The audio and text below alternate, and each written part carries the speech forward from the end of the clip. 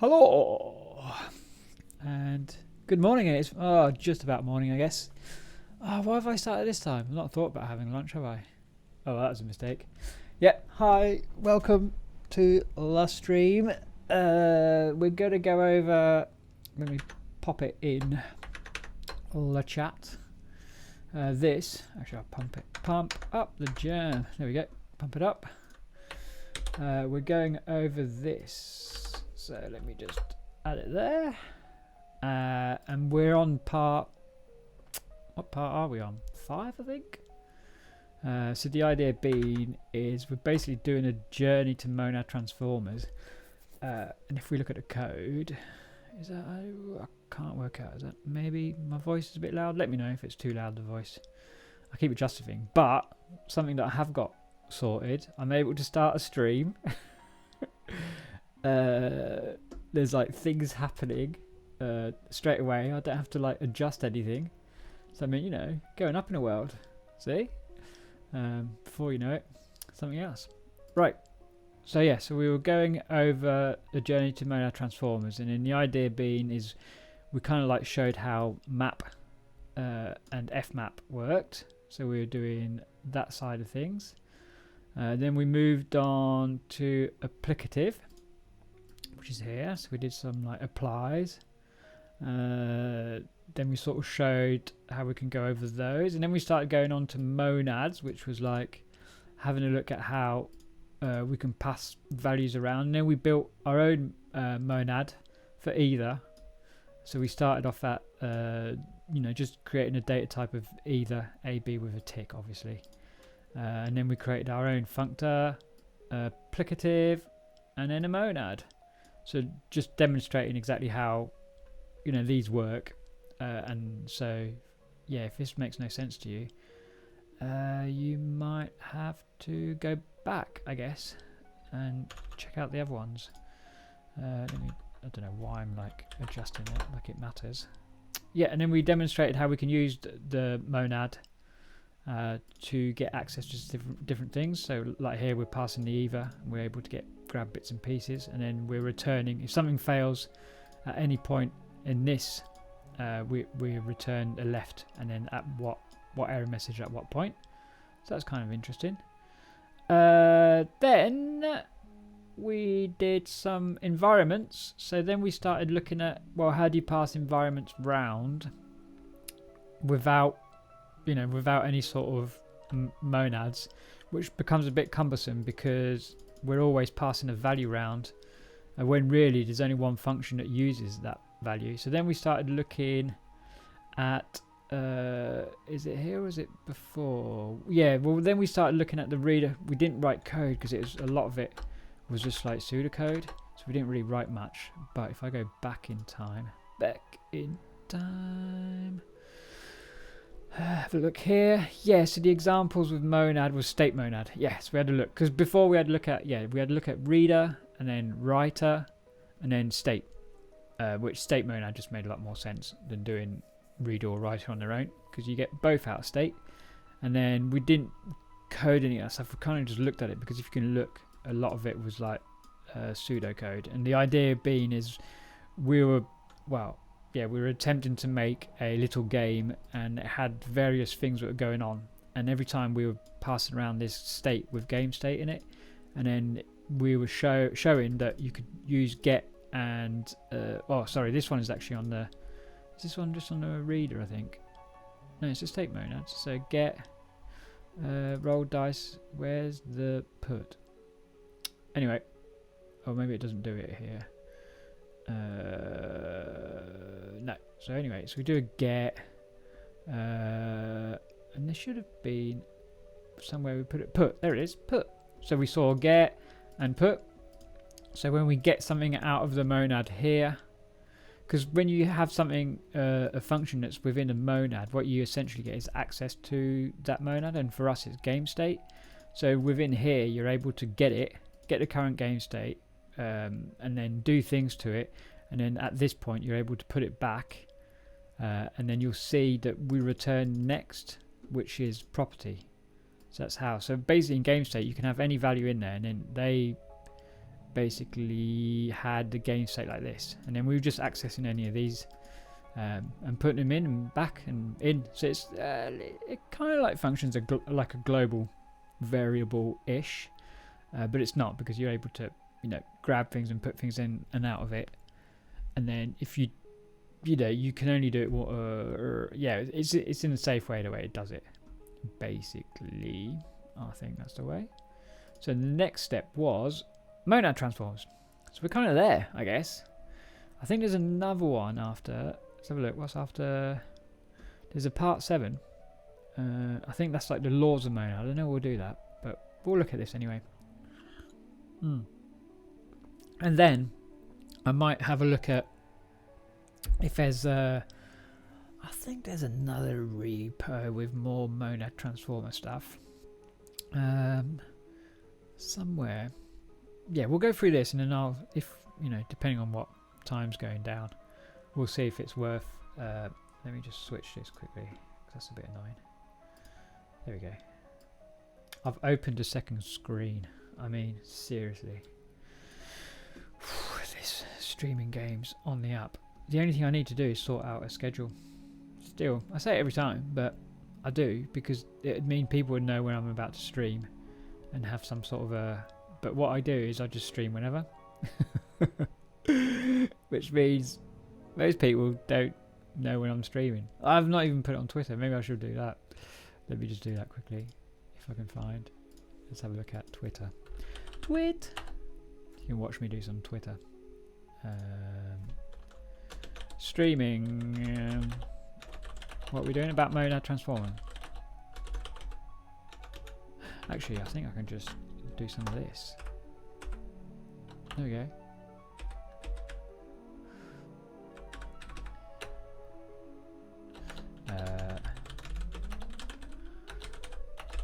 There we go. Oh, it doesn't take that smile, does it? I like putting, I don't know why. I know they're potentially a bit childish, but I like emojis. I find them a little bit more fun. Yeah, look, I'm going to put an upside down one. That's added it. There we go. I don't know, it's in case people, for some reason, look at Twitter or something. Oh, bless you! That's my wife sneezing. Okay, so in the past few series, we learned a lot about monads. In part 3, we saw how common things like monad, maybe, and IO can be monads. Then 4 and 5, we've learned about reader, writer, then state. Yeah, state was a good one. With all these monads under our belt, you might be wondering, how can we combine them? The answer, as we'll discover, is in this part, is with monad transformers. So, as you understand monads more and more, you'll unlock many new Haskell abilities, but you still need some idea of the Haskell libraries that will let you exercise these. Be sure to download the production checklist. Yeah, wow. Actually, to get the production checklist, you have to like register. I have done it, but I always forget where it is. But it's not. I can't remember what it just gives you. I think it gives you like a link to a repo. I can't remember what it gives you, but we don't need it. So earlier in this series, we saw how the maybe monad helped us avoid a triangle of doom code pattern. Without it, we had to check each function call for success. However, this example, the examples we looked at were all pure code examples. Consider this. Okay, let's consider it. So we've got a main. We've got some sort of a function. Oh, here they are.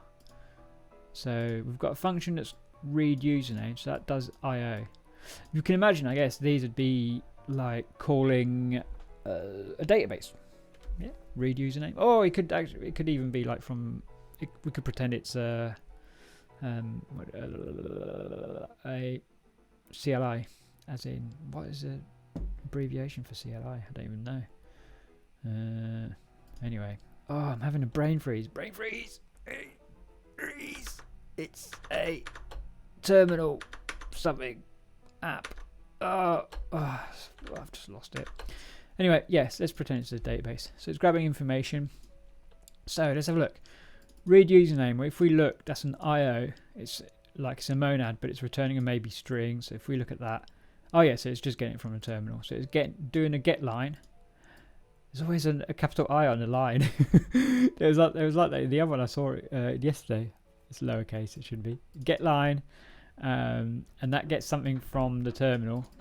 And then if we check that is the length of that string greater than 5, if it is, return just wrap it. So we wrap it there. So you see, aha. So this is what the return does, in case it wasn't of notice. If we were just to return just str, then it'd be just that. But because we want to wrap it in the IO monad, we do return. And in return, if we looked at what we did in the past, where's return? We did it up here. Pure return. So literally return. So you could have like an A here and then write A. So you start with just an A. So for us, we start with a just, and then return will wrap it in the IO monad. Cool. So that's what it's doing. So either one of those, it will return just of something or nothing. So if it's greater than 5. So if we look at it here, we grab that and then we case over it. So we do a case pattern match. So case of whatever that is. And we know that's going to be a nothing or a just.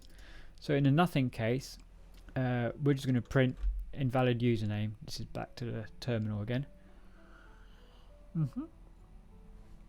But if it's a just, we know we've got a just, and I assumed that the str would be a string value.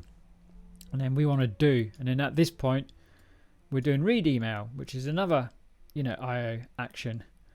So we're going to read email, get the email back, and I guess that'd be another maybe. And we can see the pattern is at each stage, we've potentially got a just or a nothing, and then we're checking that. But we need each stage to pass to be able to go on to the next one. So we read email, and then I guess Once it gets to here, we'll read the password. So it's kind of cumbersome, you know, we're having to like do all this code to go through. Yeah, so if we look at, and then we get all the way down to the bottom where we've got all the values. So if you look at the value, because of scope, you know, as they're going further and further down, so uname, email, and then where's the last one? Password. And then we pass all of those to login. So we've had to do all of that to get to here. Yeah, so that's basically that. In this example, all our potentially problematic code takes place within the IO monad. How can we use the maybe monad when we're already in another monad? Monad transformers with a cr. What have I done here? Hold on, if I go like this. There we go. Yeah, I'm just trying to keep my laptop a little bit quieter. Luckily, we can get a desired behavior by using monad transformer to combined monads. So in this example, we'll wrap the IO actions with a transformer called maybe T. So you'll notice that the T, if there's a capital T, that's usually to do with transformers. Okay, so, should we look at it now? Let's see if it explains it before we look and see what it's going to do. So a monad transformer is fundamentally a wrapper type. Yeah, so you can think of monads are like wrapper types.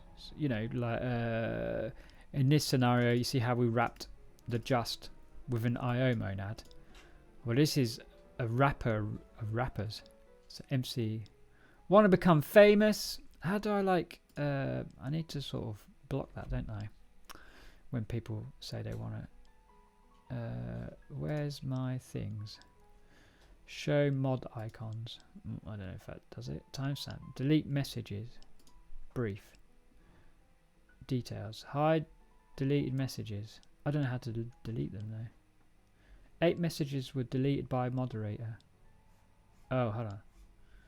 That's not it. I'm looking how to delete. Oh, look. I found it now. Goodbye. Yeah. 1 message was deleted. It was spam. Which, whatever. I mean, I guess if that's what they want, they can get it. Yeah. Okay. So a monad transformer is fundamentally a wrapper type. I mean, I'm glad the spam bots come and watch me. That's nice of them, isn't it? At least someone comes to watch me. A monad transformer is fundamentally a wrapper type. It is generally parameterized by another monadic type. You can then run actions from the inner monad whilst adding your own customized behavior for combining actions in the new monad. Okay, so that might not, potentially that's a little bit, but it's more understandable when you see it in action. So the common transformer add T at the end. Yeah, like I said, so if you look, maybe it'd be like T. So that's for transformer. To the end of the existing monad, here's a definition of maybe T. Oh cool, should we just copy this? Because it's always useful to have these things in. Let's pop that there. Where's our maybe monad? Maybe T monad. Let's go in here. So we'll do a new type. Maybe T. So that's M and an A. And that is maybe T. And if we look on maybe T, oh, there we go. There's a constructor called, not fun, not done, but run. Maybe T, and what does that do? That takes a M, and there we go. Maybe A. Okay. Actually, I'll put that onto a new line, so it's not so bad. Yeah, that's cool. Okay. Yeah, there we go. So, and then we've got to make an instance for this. So we're going to make an instance, and it's going to be a monad M. That's a constraint. And then monad, what is it going to do? Monad maybe, yeah. So maybe T and the M. So if we look at, yes, if we look, we're making an instance for monad, but we're going to do of maybe T. So we're doing the monad for maybe T. And the M is constraint to monad. It might sound confusing, but we'll see. Okay. And yeah, so for return, so like, you know, we're doing an instance for monad. So first thing we need is return. And what is going on here? Lift and return. What is going on? Let's have a look, let's have a look, let's have a look, because that doesn't really explain, does it? Lift. So NEA to maybe TMA. Oh, okay. So it's I sounded surprised. I do know what it is, but I should have kept that up. Oh, what is this? Yeah, lift.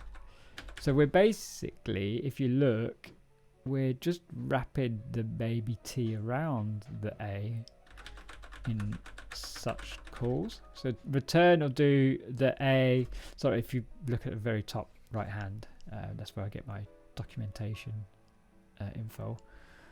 So it has an A and it wraps it with an MA. But then if we go to lift, it has an NEA and it wraps it in a maybe MA. Okay. Keep that in mind for that, for now. And then we're going to go, boof, boof. We're going to definitely press the wrong key first and foremost. And here we go. So when we do a bind, what's happening? So we want to return a maybe T, okay? And inside that maybe T, we're going to do a do, because at this point we're inside a monad. Should I bring it in a little bit? You know what, I might do some of this, because then it'll be a little bit clearer. Whoops, whoop, whoop, whoop. There we go, from here. And then, so what returns us a V then? Let's have a look. It'll be, where am I? Yes, so run, maybe T. Okay, of X. Oh, I'll explain all this, don't worry. Case V of, and if it's nothing, then return nothing. If it's just Y, whoops, then run maybe T again with FY. What is happening? So does it tell you anything? Let's have a look first. So maybe T itself is simply. It's just simply a new type. It turns, contains, in turn contains, oh my goodness, it's not even that early, a wrapper around a maybe value. If the type M is a monad, we can also make the monad out of maybe T. Okay, let me explain what's going on then. Why is lift? Does it want me to bring it in? I don't want it from there. I don't want it from monad maybe T. I'm trying to think which lift it is. It's not from there. Is it because this already exists in scope and it's not happy?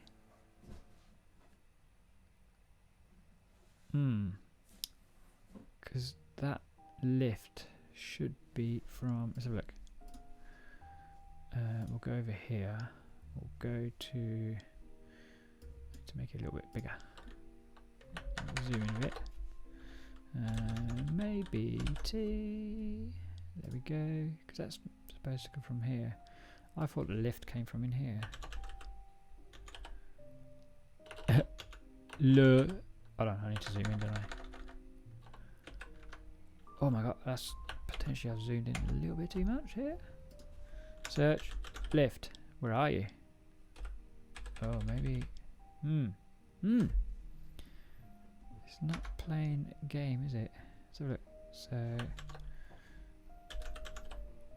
lifting other operations. Lifting, lift cow. Oh. Okay. So I can't remember where lift comes from. I thought it was monad trans.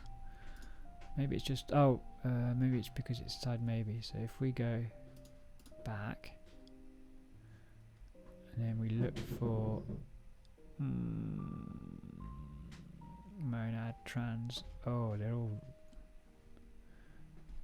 Okay. Let's go back here.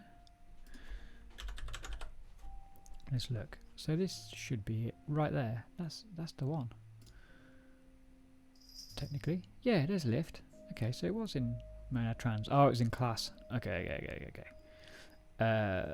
So essentially, yeah, so it lifts a computation from the argument monad to the constructed monad.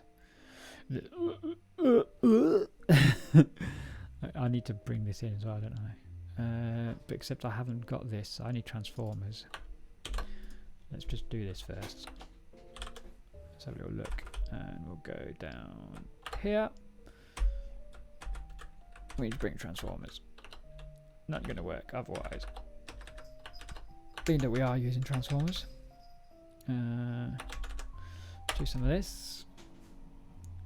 It should ask me if it wants to do it again. No, it's not. It's just going to do it. No, okay. I thought I'd have to cabal build, but it doesn't. Yeah, I thought that wasn't going to work. It shouldn't do. Where am I here? Oh, wrong way. I'm in here. So let's do, yeah, cable bill. oh. So we just, okay, hold on a second then. I think it's just gone confused. Let's do that. Then at least it'll bring, yeah, that's fine. It's complaining now. It's fine. So I'm going to restart the Haskell language server, and then hopefully it will give us. There it is. Yeah, it's brought it in. Can you see? So on the right, it gives us all the stuff. So if I do space CA, then I can import it from well there. But yeah, just do it like that then. That's fine. What's happened? Could not deduced. I've used the wrong lift.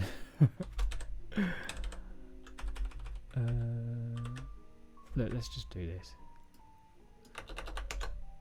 Should be happy now. Are you happier? Are you happy? What am I doing? No. It's that one I want to do. Restart the Haskell language server. Let's see what happens. It's restarting. It's still not happy with the lift we've used. I think it's because now I've imported it, it's already available, so I'd have to write all my stuff out again. Oh, I'll comment out. Well, I'll just explain it anyway. So we want to return. I want that to be.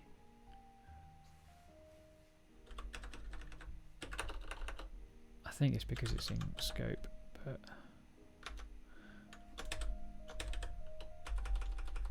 let's do that. Let's go back down here, and let's go to here, and I don't know why it's giving me this text read. Right, stuff it. We'll just define it. And then, you know, so it's happy. It's going to be all, yeah. We basically can't do it because it's in scope. What are you trying to do? Applying edits. Well, I didn't want to apply any edits. Anyway, or have I just spelt it wrong? I mean, there is that. That's always an option. Monad. Oh, look at this. What's going on here? Boop. What have I done? Why is there two monads? I think it. Oh, okay. Oh, what? What happened there? Go away. It added a bunch of stuff, didn't it? So monad, maybe T, M. Where? Okay. What if we get rid of that? What now? What now? You'd expect some errors. I'm going to give up and just talk through it. Yeah, let's just talk through it. Cool. So at this point, we've got, where's our run maybe T? Here it is.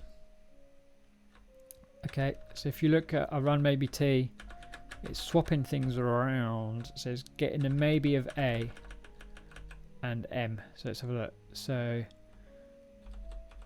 we need to see what our x's and stuff are. That'd be really handy. So I can't actually remember the exact types of what these would be, but if we had like a little underscore or a type hole, it would tell us. Oh hey, how's it going, Grapher? Transformers. I know, we're on Transformers, finally. Except I'm trying to make my own, well, just an instance, but I'm running into errors with lift.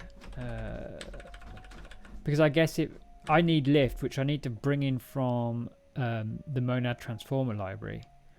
But then as soon as I do that, obviously run maybe t is already alive, so then it's not happy with me. Introduce lambda. I mean, that doesn't sound like a good idea. Attempt to fill hole. There's no holes. Let's do it. Yeah, I thought that'd break. Just fill the hole. C E A. Yeah, because if I now do this, then it will complain that this isn't correct. So couldn't deduce applicative. Yeah, so then I need to do the applicative and then blah blah blah blah blah blah blah. I don't really want to go that way, but I kind of do want to. Where have I gone? Oh, look at this. I don't know how to get around this one. I'm just going to explain it. I guess we can just do it like that. Let's go to the top. Where is it? Ah. To the bottom. Back to the bottom. Oh, is it just... I mean, I guess I could be... Oh no, we'll just... Okay, let's restart it.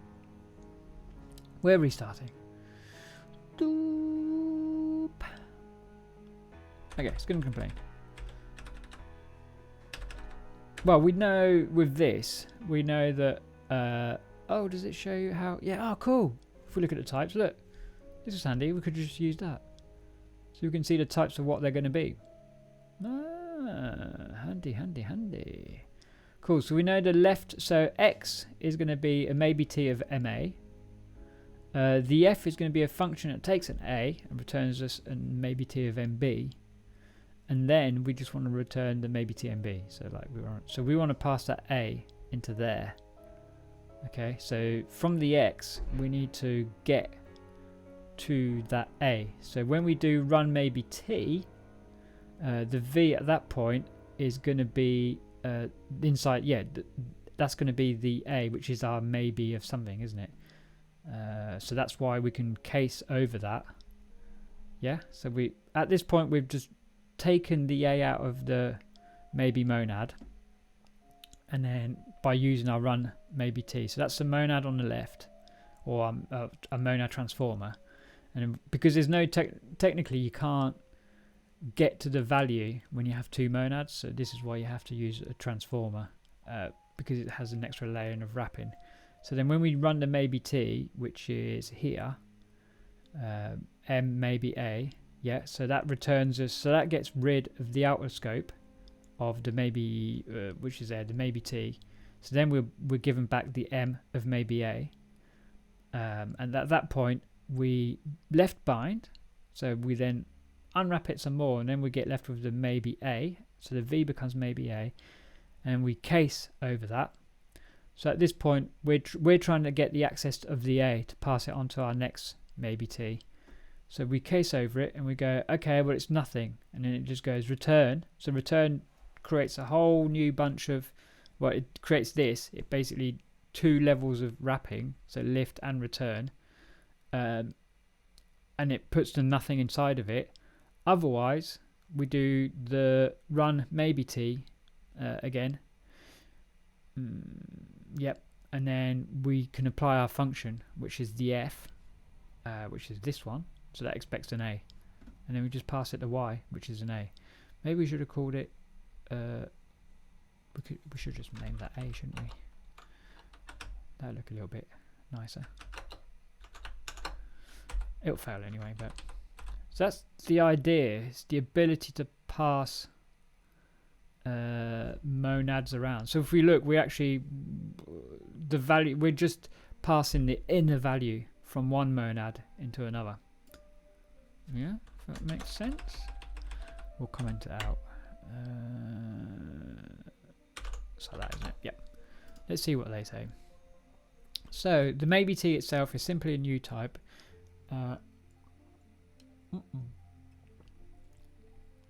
It in turn contains a wrapper around the maybe value. If the type M is a monad, we can also make a monad out of maybe t. Let's consider our example. We want to use maybe t to wrap the IO monad. Okay, so the M in our scenario, wherever I've got rid of it, this M or this M, that would be the IO monad. And then the value inside, if we were to sort of talk about the one before, would have been a maybe of something. Okay, so we can run IO. So let's consider our example. We want to use the maybe t to wrap the IO monad. So we can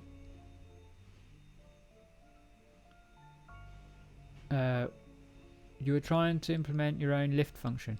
No. I was going to use it, but I'm just listening. So I've paused because yeah, for some reason my wife loves to do hoovering around now. I don't know why. I'm just going to do hoovering now, I guess. I mean, yeah, okay. Yeah. She's like, oh, I might dry my hair, so that make a bit of noise. Yeah, don't worry about it. And I'm going to do the hoovering and this. Anyway, that's what happens when we're all stuck indoors, isn't it? So I wasn't trying to make my own. I was basically just trying to make this make the types align, but I couldn't because I couldn't just.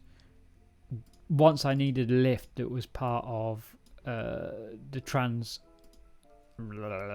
library, then as soon as I exposed it, then this was already available, and it was just like, no, I'm already alive, so you can't reuse me. It's cool though. I mean, we could look at lift though. That's always worth doing. Let's have a look at lift, especially not on pursuit because, well, it'd probably be the same. Wrong language. I did have it a second ago, didn't I? So where is it? There it is. Let's have a look if we can see in the source.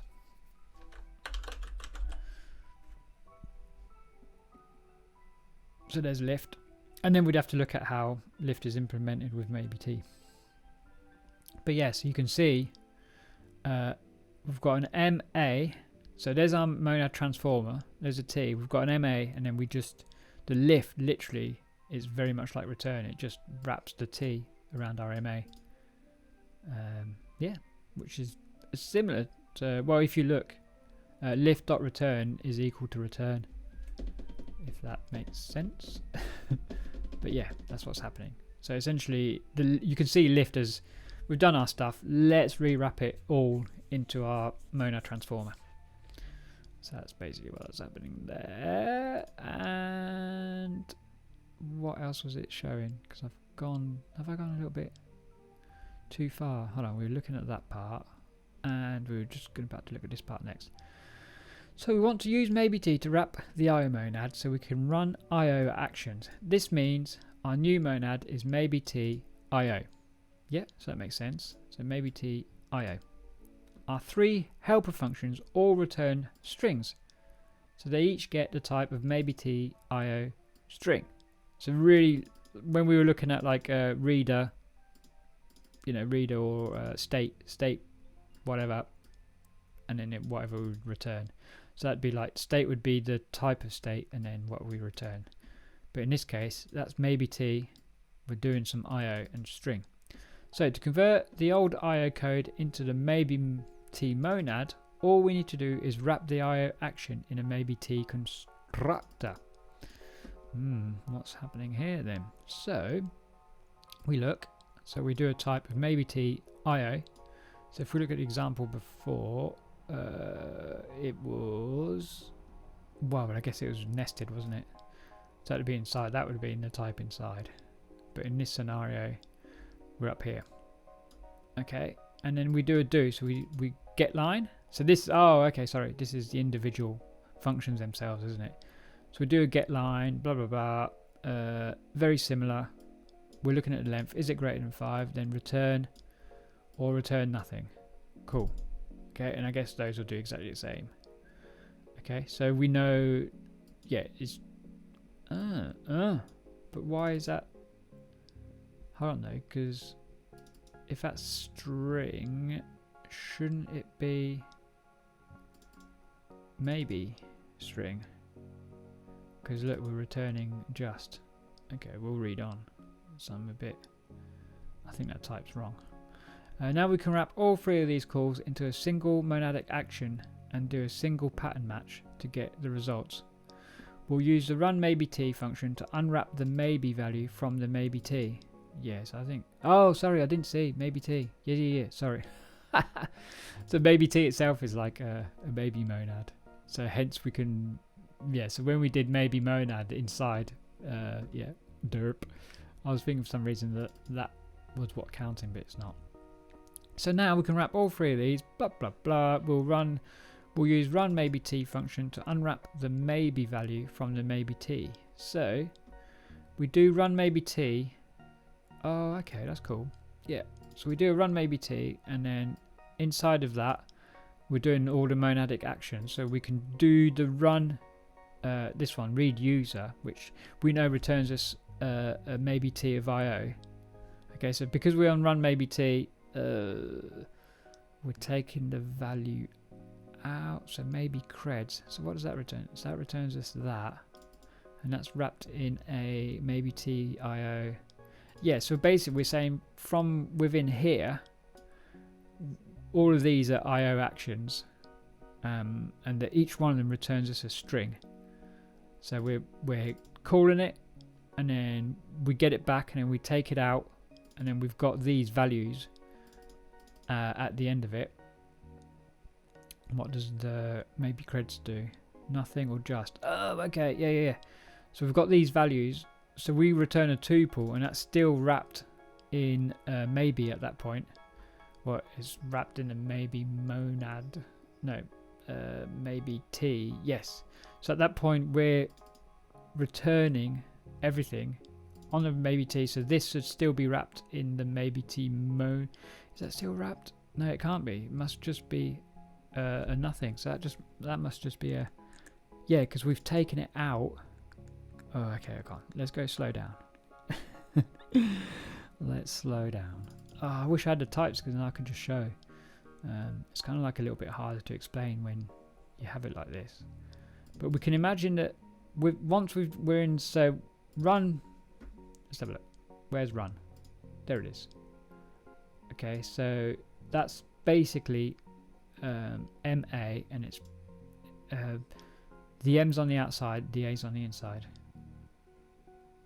Yeah, so the run maybe T, so that takes that, like unwraps the, yeah, so when we do that, because here we do return, and then that would be like a maybe T, yeah, that'd be a maybe T of, what would the type be? Maybe T IO string? Well, no, it wouldn't even be, because we've taken those out, so that'd just be maybe T, and then tuple strings. And then at that point we unwrap it, so then we're just left with the maybe of tuples. Yeah, that makes sense. So here we're just left with maybe. So as we can see, when we pattern match, we've got those tuples that we return there. So we do a case, and at that point we can run login because we've got access. And so what it essentially, what it's doing, it's allowing us to isolate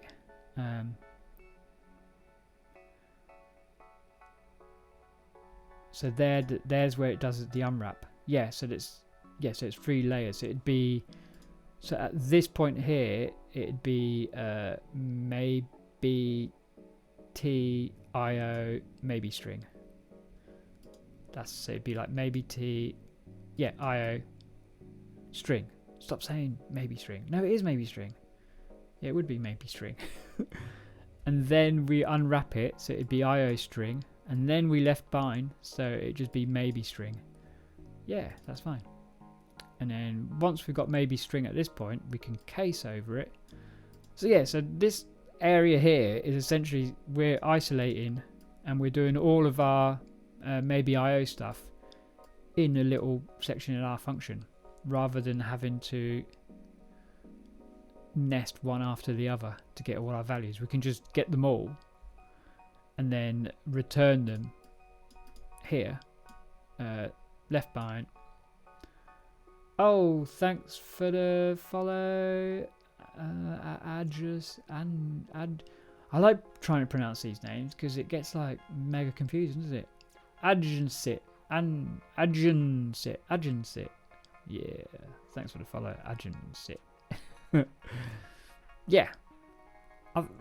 See, the thing is when you look at it, okay, without trying to like really explain it, just looking at the code, it kind of makes sense. You know that at this point, so you can run that, so you know that there you're grabbing something out of the maybe t, and at this point, whatever was already wrapped around it, you're unwrapping again, and then here if you look at there, well, that's clearly going to be a just something, or sorry, a maybe something. So you're like, okay, that makes sense. And then when you look inside, well, we've got a maybe t of IO string, so there we're unwrapping and making that a maybe string. No, it shouldn't be, it's just a string at that point, isn't it? Yeah, so if we look, that would just be a string. So we're taking this part when we left bind, so these values are all strings, and this is all maybe t IO. Okay, so all inside of here we're on a maybe t IO land, the land of love, and then we put all these into a tuple, so all these are string, but we use return to wrap it all up again. Okay, and then because we're unwrapping it there, then we unwrap it again. So we're inside getting all our values, wrapping them up, unwrapping them, and then we've got access to them, and then we can, because if any of these, okay, so if any of these fail at any point, then it's going to return us a nothing. So this would be a nothing. So we're doing a similar vibe to what's happening here. So if we look, you see, at each area, because we're doing maybe string, we're returning at each case, we're going, okay, well, is it going to be nothing? Is it going to be a nothing? But we've extracted that nothingness at a higher level, and then if any of these fail, then this is going to return, well, it will just fail, and then when we run reader t, that would be nothing. And then that's how come we know that maybe creds. So it's basically being able, it's just making it a lot nicer to read, I think, in essence. But when it's in use, it doesn't look that bad, does it? You're just doing run maybe t. So we know now we're in like the maybe t monad, and then so we're going to do, and then inside of this we're going to do all our stuff we need, we need to make sure these are also of the maybe t monad, so maybe t IO. We know that they're doing IO actions, and then when they come back we take them out of the IO, return the strings, put the strings in here, and then return. But again, if any of these fail, then this will just be a nothing. So it'll just go nothing, and then we get here, and that's how come we can print this would be back to the console log. Cool. And if not, we can just do something, and then we can try and log in with all those values, rather than do through all of that and then get to login at the very last, and then we're relying on sort of looking through the scope all the way up there, and then there to get access to all of our things. Well, further down we're able to get access to it by just isolating it right here. Cool. So I mean, in essence, that could be its own, that could just be another function if you wanted, which is quite cool. So, and this new code will have a proper short-circuiting behavior of the maybe monad. If any of the read functions fail, there we go, our code will immediately return a nothing. So that's handy, isn't it? Because it's a maybe t. Where is it? There. Does it show? So where's our bind of maybe t? There. Okay, so this is our bind, and because it's a maybe t, it'll run the maybe t again. It's doing this unwrapping, wrapping, and it gives it a V, and in the V, if it's a nothing, then it returns nothing.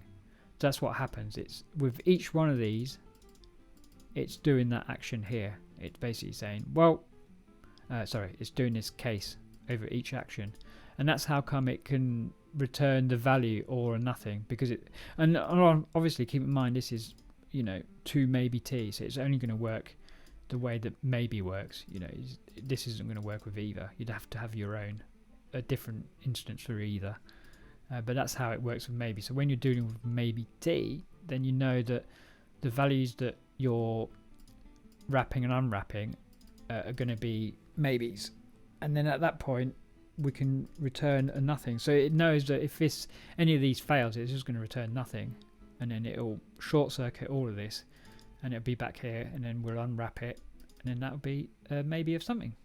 Yeah, okay. So that short circuits and return nothing, adding more layers. Okay, so here's the best part about monad transformers. Since our newly created type is a monad itself, we can wrap it inside another transformer. That's like wrap. Lots of wrapping and unwrapping, isn't it? Cool. So here's the best. Oh, we've done that.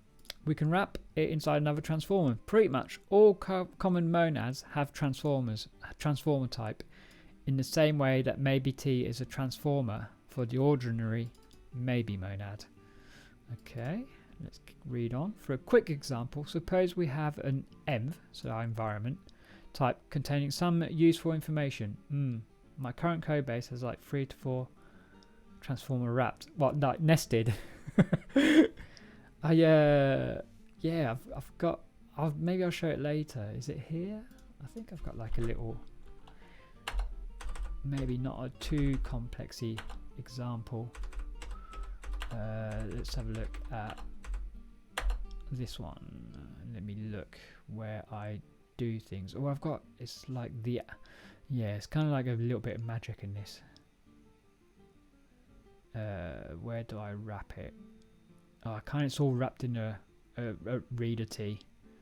So you end up having like the whole application wrapped in a transformer, and then when you come to using it, where would that be? I think it's in here. Is it inside here? No, it's not in there. Where do I put it? Maybe in here. It's definitely not in there. It's in here. Yeah, you end up being able to pass this as a monad stats, and then that gives you access to that monad stats, which is part of the app. So you can then create functions anywhere in the application, and you can just go get stats, and then if we look at let me just, where was it? It was in the previous one, wasn't it? It's in here, get stats. So get stats is actually just get stats implementation. Yeah, so because we're inside, and then this is another monad where we grab the environment, but ignoring that, we're able to do all of this from anywhere in the application. Yeah, it's kind of cool once it gets going. Okay, but it's still some of that, because what I did with that code that I just showed quickly is I used well, kind of like a template, and I like stripped it right down, because it did that's just a oh, I only had 2 transformer, it seems, reader T and either T, wrapping up the IO monad. Ah, cool. What sort of app is it? Because this one that I just showed was in servant, so it's just the idea to that one. Actually, yeah, maybe I'll show it after. It's not like too mad. Yeah, I'll just show it after. I'll carry on with this for now, because we're sidetracking a little bit. Double entry finance bookkeeping. Whoa, sounds good, that. Some double entry finance bookkeeping. That sounds pretty tech. That's going to do some. Yeah, so I guess you're going to have to do. You're going to have a lot of IO stuff, aren't you? Coming from the outside. Yeah, but I guess once you do any sort of application, really, as soon as you've got anything like a database, then yeah, you're always going to have IO. So where were we? And blah, blah, blah. For a quick example, suppose we have an env type containing some user information. We could wrap the environment, just some project I tried to use to learn Haskell with. Oh, so you're just making it, oh, okay, cool. Oh, even better then. If you're just trying to do it to learn, that's cool. I think most of the stuff I've done, I can't legally show any of the stuff I've worked on in the past. Otherwise, I'd be in trouble. Oh, no, there used to be some open source stuff, but it went closed. Well, I think historically I've done YESOD, so I've done a fair amount of YESOD, because that's like just dead, you know, I guess it's sort of the React of Haskell APIs in a way. You know, you can just set up that, but the problem with using YESOD is you don't really, it's kind of like got a lot of stuff, you know, it's like you get a whole kitchen when you just wanted, like, well, you know, you just wanted a banana and you get the whole jungle basically. That's the problem with sort of anything like that. But yeah, anyway, I don't know where I was going with that. There was an antidote to it, but I forgot it. We could wrap this environment. Okay, so for a quick example, suppose we have an env, yeah, we get type containing some of our user information. We could wrap the environment in a reader. However, we want to still have access to the IO functionality. So we'll use reader T transformer, which is what we were speaking about. Then we can wrap the results in a maybe T transformer. Ugh, I hate that noise.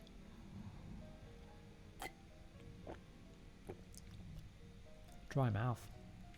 Maybe I need like a hot drink. Yeah, it's right at the back. Anyway, there's our type environment. It's just a tuple of maybe strings. Okay, it's a weird environment, isn't it? But it exists in this world. So reader username and is a maybe T. Okay, and the inside of that maybe. So if we looked at the other example, we had just IO. So we had maybe T, IO, and then a string. Here we got maybe T, a reader T inside of that, because you know this can be any monad. So we've got a reader T, and that's inside of that is the environment, and then that's an IO, and then this is a string. So how does it work? Cool. So first and foremost, we're going to wrap everything in a maybe T, and then we'll do a do. We'll do the ask, which is from reader T. So we're asking something from the environment. So we're basically grabbing this out of a reader T, and we get back the environment there. So now at that point, I guess we're not interested. So we just want the first one, which is the maybe old user, and then we case over it. And then, yes, if it is, then return the string. So that wrap it all up, and it'll be maybe T, blah blah blah, and the string there. So it, you know, it return our environment, but then that'd be the string that it return. Nothing. Do. What does it say here then? Oh, okay, that's onto another line. That made it a bit confusing. I thought that was underneath. Lift allows normal IO functions from inside reader T env IO. Okay, I get you.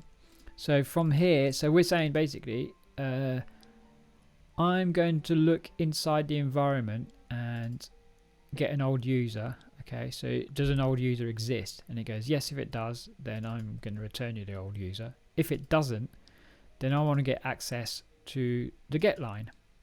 So if we remember get line, have I got, I think I can just show, I'll show you the ID. Get line, there we go. So an IO of string. Cool. So if we look at get lines, IO of string, but then we need to pop it into the reader T, you know, because we've got the IO there, but at this point, all of this is inside the, the maybe T monad. So we can't just do get line because it will just say, this is another like really cool thing to remember. Once you're inside, because this threw me quite a lot. I didn't realize, I just thought that once you're in a function, you can just run any sort of monads at any point and, you know, just do what you want basically. I thought, yeah, that makes sense. I could just, I could do some IO here. I can do a bit of reader there and whatever. But no, once you're inside a specific monad, the way I think about the way things are structured, I'm thinking at what level I'm at. So, this at the moment, it's like, double nested here.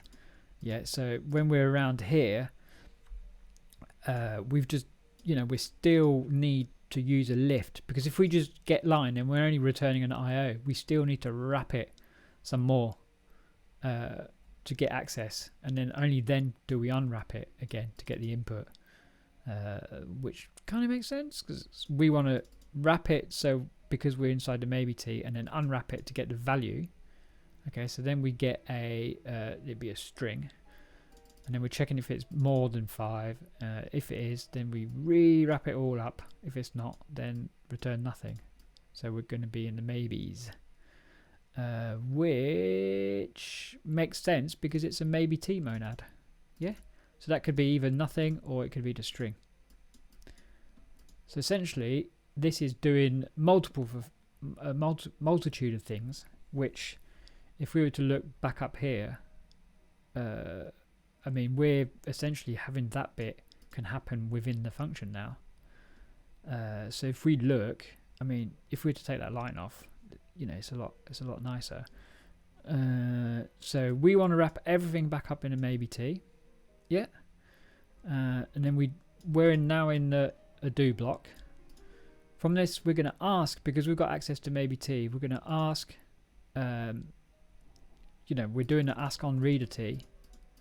And we're saying ask, get me my environment. So that gets me the environment. Okay.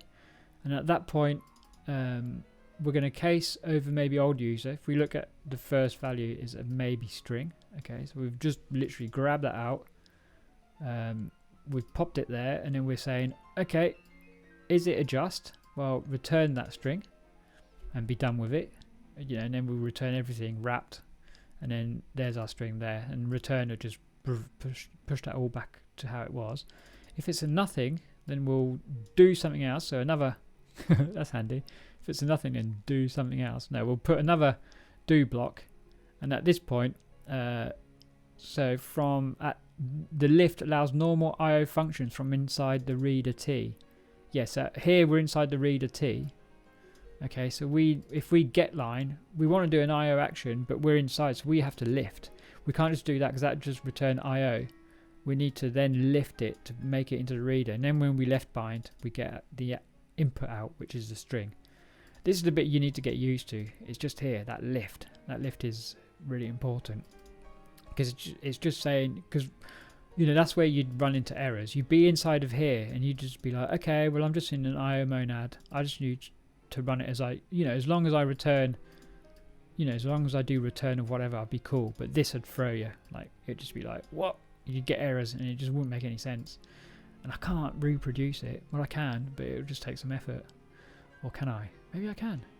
Should I give it a go? Yeah, go on, let's give it a go. I can just mimic what, I don't probably need to mimic much, do I? Let's have a look. Let's try it. Because then we can use type holes, and we can look at those, which would be a lot nicer. I mean, it's not complaining, which is clearly a lie, because it should definitely complain. Maybe it won't. No. Yeah, okay, that's better. Let's have a look. What do we need to import? Yeah, I'm just going to import it all like that. Yeah, if we just do reader. Oh, it's going to go on about the lift again, isn't it? So then we're on reader by that point. So I guess we bring it from class. Oh, there we go. No, still errors. Don't know where they are though. Let's just rebuild it.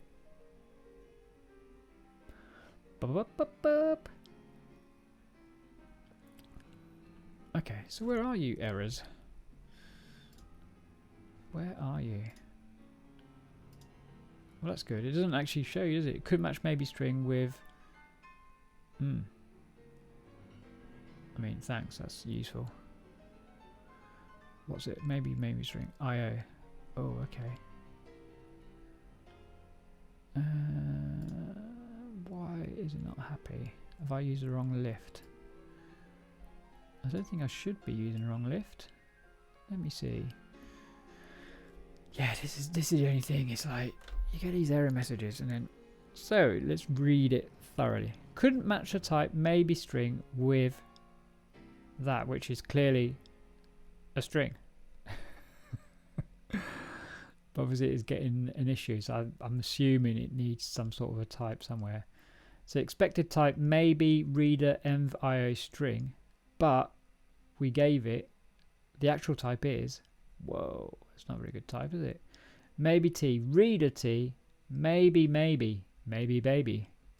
Oh, so it's saying that, hold on, but that's the env. Yeah, that's fine. Oh no, look, there's a double maybe, because env here is not maybe, is it? So how come it's got double maybe? Let me look, and then IO, which is fine. So that's IO, and then string. So it's just double maybe. It's mucking up somewhere. Where's it done the double maybe? Let's have a look. I mean, whoa, look at that. That's doing some crazy stuff. Why you stop hovering? Maybe string with char couldn't match. Let's fix it. Return. It's a bit annoying it's jumping around like that though, isn't it?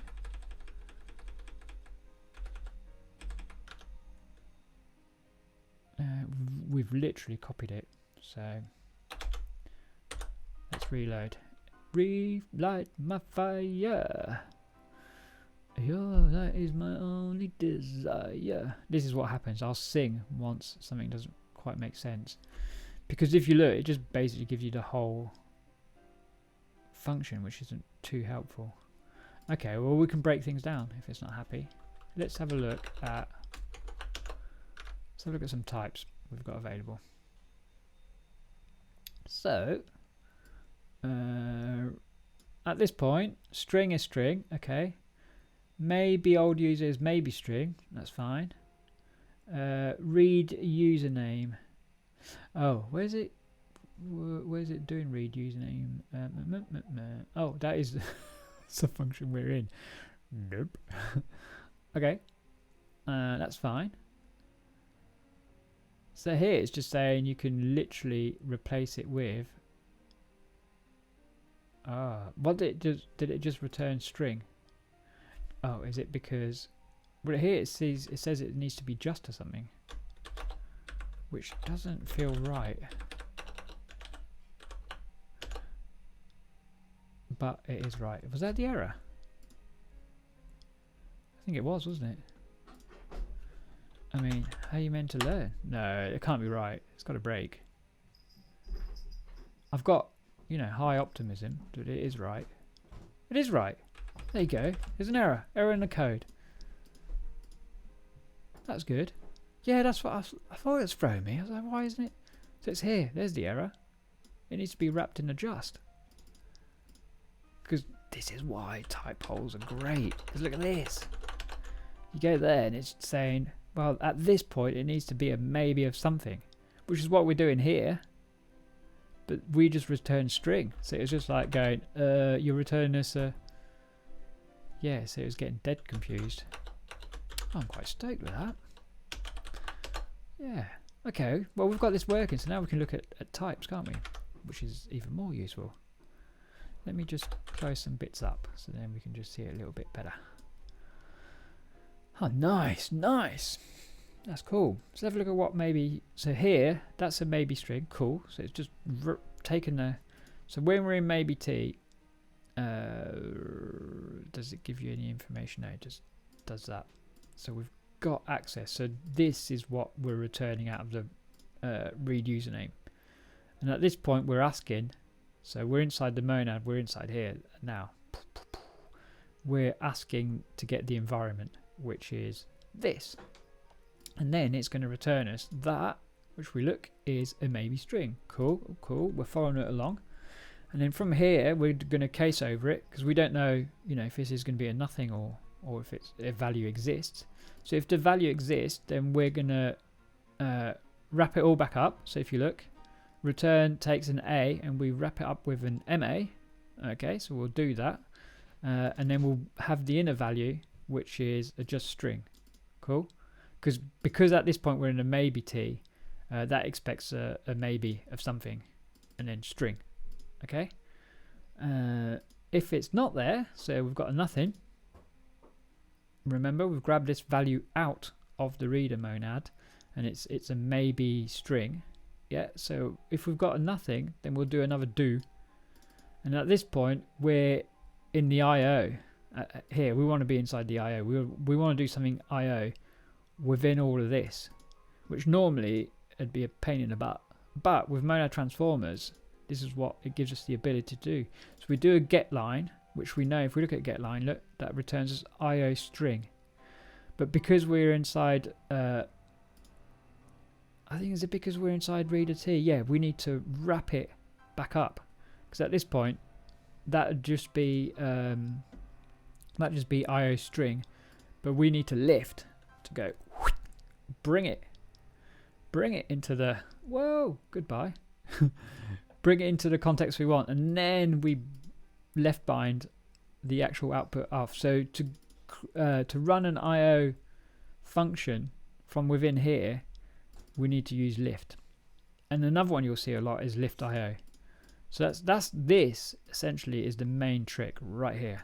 Okay, all this stuff kind of like makes sense. You know, we're getting stuff out of the reader T, but here's the trick. Like that's definitely the piece de la résistance.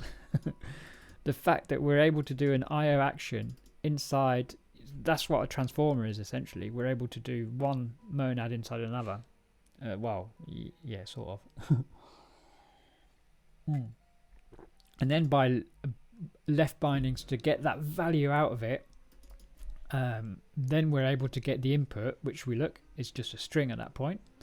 So normally if you were to do that in, you know, when you see main and then you do get line and then you left bind, it would get you the string. But here the left bind is acting within a monad transformer. So it'd grab all the values out of the wrap into there. And at that point, we're just going to check the length of that input. Is it greater than 5? And this is the important bit. We have to wrap it all back up. So if we look at, I've done a type hole, and it's basically saying, if I go down here, I found a hole that needs to be a function that takes a maybe string and returns a reader T, maybe string, maybe string. So that last little bit. So something that takes, well, we've seen basically. So when we did the up here, where was it? Was it there? Where did it do it? So yes, when we did the checking the types, that's what run maybe does. If we look, well, no, sorry, that's not what run maybe. That's essentially. Oh, why is it run maybe T? Oh yeah, because this is the instant. Okay, so that's what it essentially does. Return would wrap it all back up. Yeah. I mean, seriously, if there's any questions, ask. The problem is I'm not specifically. I wouldn't say like, you know, I could explain all the maths behind it, but I don't really 100% know. I'm better at just going, okay, well, you know, like its actual use of it is like, okay, well, I know that within here I need to lift because I need to wrap it back up. And then here I'm going to have, because I'm inside a do block, I need to do a return. Because otherwise, if I just do just, then it's going to say, there we go, couldn't match maybe with reader T, maybe string, maybe IO. Expected reader, so it expected that. But at that point, we've just returned a maybe. So we need something to wrap it all back up. Yeah, or to wrap it all back up inside the reader T. And that's where we use return. Return to sender. There we go. And that's what we do. And maybe sing it every time we do it. Return to sender. Yeah, and that returns it back. So if we go back down to, which is exactly what we did. So then that means, so that's essentially what's happening here. Do we do, yeah, the read username. Excuse me. So the read username now is able to do a bunch of IO stuff from within here. Which doesn't, I guess it, like when you see it in use, it seems quite fairly trivial, I guess. You know, it's like, oh, well, whoop-de-doo. You're able to do stuff that, but none of this has side effects. That's where the magic trick is at. You know, everything's like in a safe way. We're wrapping everything. You know, if anything fails, it will return a nothing. So that's like a nice error handling. You know, if we get back, so if we imagine any of these would have failed. So if this failed at any point, so say, especially here, if that had failed, that would have returned us a nothing there. Well, it wouldn't, yeah, it would just failed at that point. And then everything would have got nothings, which is cool, which is really handy. So we're just isolating things. So let's have a look. Notice we had to use lift to run the IO function getLine in the monad transformer. The lift function allows you to run actions in the underlying monad. There we go. That's probably a much better explanation than what I just spilt out of my mouth. Is that a cat? Kitty! Oh. I've got a cat that has like a, what would you call it? Fear of missing out. FOMO. That's what my cat's got. It's like, if a door's shut, it's like, I'm missing out on something. What is going on the other side of that door? Even though I'm up here chatting, you know, he could come up here and go, oh, this is intriguing. Doesn't care. Wants to know what's on the other side of the door. Where am I? Yeah. So we've got a little bit. Okay, let's keep going. This explains it better than what I just did. Notice we had a lift to run the IO function getLine in the monad transformer. The lift function allows you to run actions in the underlying monad. So using lift in the reader t env allows the IO functions. Yep. So within a maybe t reader t env function, calling lift will allow to run reader functions. You see what's going on? So it's essentially here we're there, and here we're like there. So we need to always lift. It's much like return. We always need to like wrap it back up. We don't need this above since the bulk of the code lies in reader actions wrapped by the maybe t constructor. Okay. Yeah, so that's what the maybe t does. It also gives us the ability to, you know, if it returns a nothing or not. But the monad for maybe t that it interacts with is reader t, which is useful. So we've got like, I guess, like two sort of major transformers like nested inside each other, and then what the maybe t does is it checks if something's, you know, we're using it in our instance to check if we were going to get back a nothing from here, hence this error.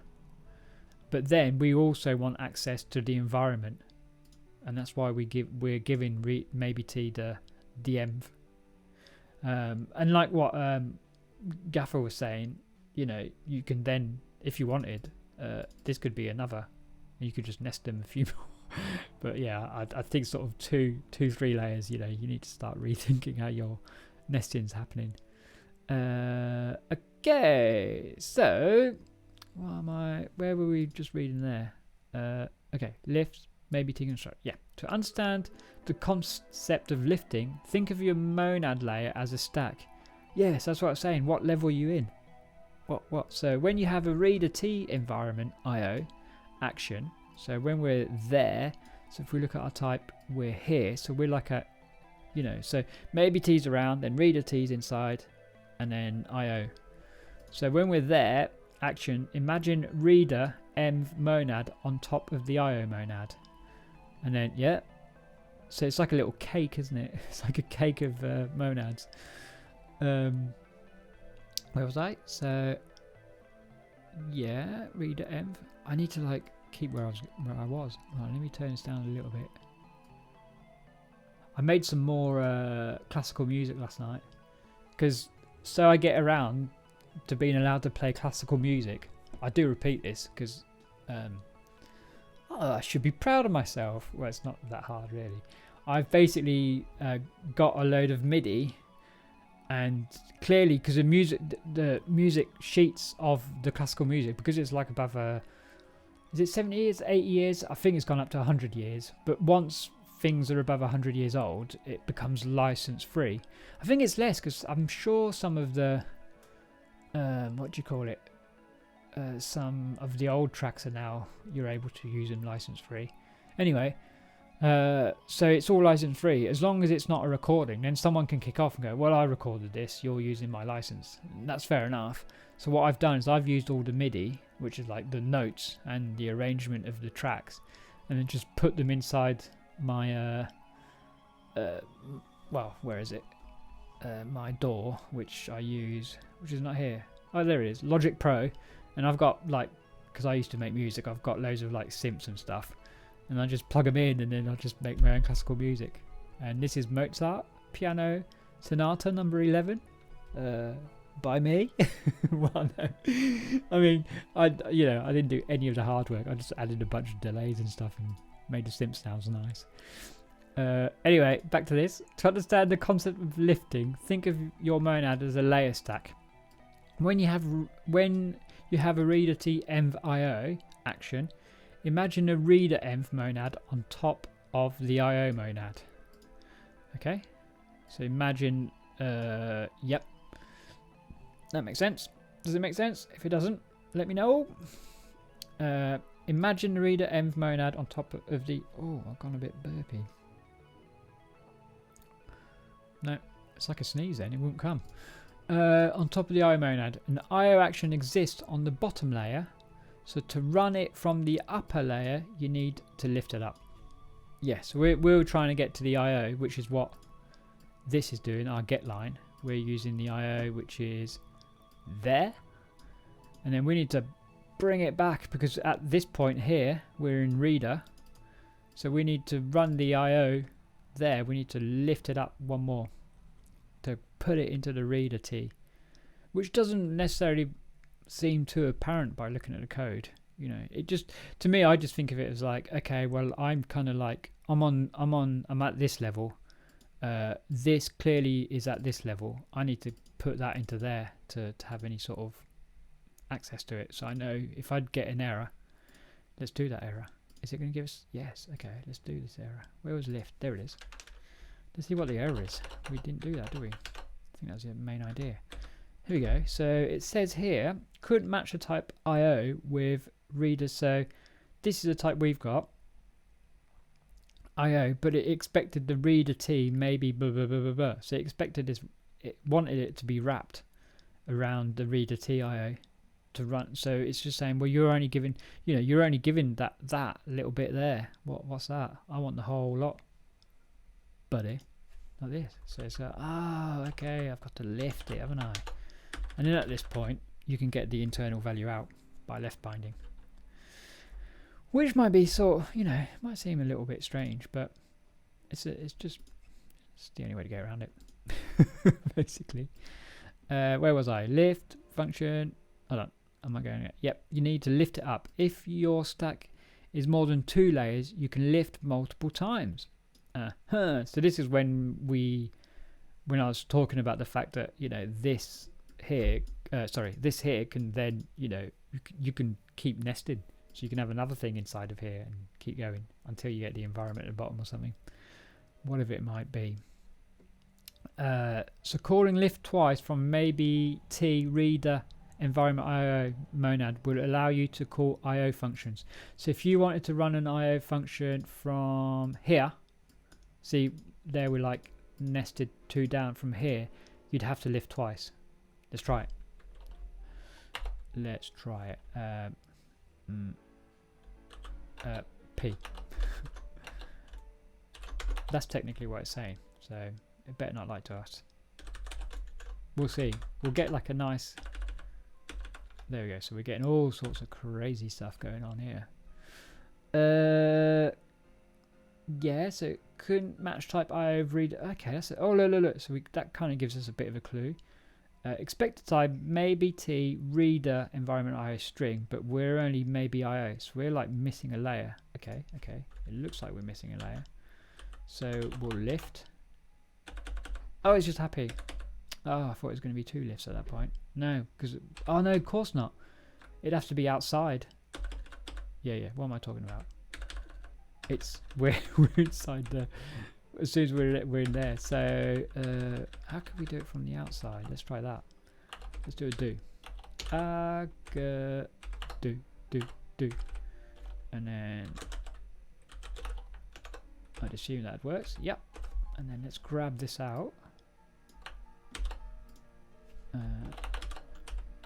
Okay, so this should get us some errors. What have I done here? Do I need to return? I'm pretty sure I need to do return there. Oh, hold on, because I'm like... Oh, yeah. Okay, let's just cheat by having 1. Okay, that's fine. That's what we want, though. That's what we want. Let's have a look at the error. So here it says, couldn't match the type IO with reader env IO. So at this point, we know we've... So let's just do get line on its own. And we'll see. So... couldn't match type IO with maybe T reader T env IO. So we're clearly, we're just returning that, but we still need the reader T and the maybe T. So we go, okay, so let's lift like this, and then we look at the error. We're closer. You see now we're like reader T env IO, so we're still missing the maybe. So the actual type is maybe IO string. Oh yeah, so it works backwards. So we're still missing 1 level. Except I'm going to have to do it like this time. Boom! Now it works. So we're outside of, we're in the maybe T now. And then within there we want to return a maybe T. So at this point we're inside the reader T. We can do our reader, so we need 1 lift. And then here we need 2 lifts to do exactly the same action. Just because we want to get it from within here. Back to our scope, which if you try to do without any transformers, it's going to be friggin' hard. Yeah. For the sake of remembering that you just have to lift things, it's pretty damn convenient, isn't it? That we've got like access to multiple different monads from within one function. Yeah, except I've called P twice. There we go. It's happy. Oh, is it not going to be happy there? Poo. My other favourite name. Defined but not used. But we can see that. So that's cool. That's a good thing to find out, isn't it? So once you see lift.io, you've got a bit more of a intuition. Sorry, lift. Don't say lift.io. That's once you've got lift, you've got a bit more of an intuition as to what might be happening. So then you can look at the types. And then you can kind of like, when you're looking at the errors, let's bring up the errors again. You can clearly see that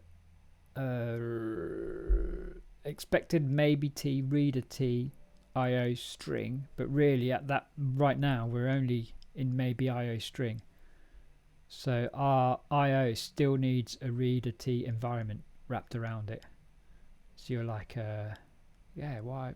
Okay, well, I guess that's the thing. It's quite easy to sort of overlook error messages. You're just going, oh god, that's really annoying. Crap. What will we do? Let's have a look, and then we can just even do this. Let's do a type hole. What's the type hole going to? Yeah. Found a hole, and it needs to be blah blah blah to maybe blah blah blah.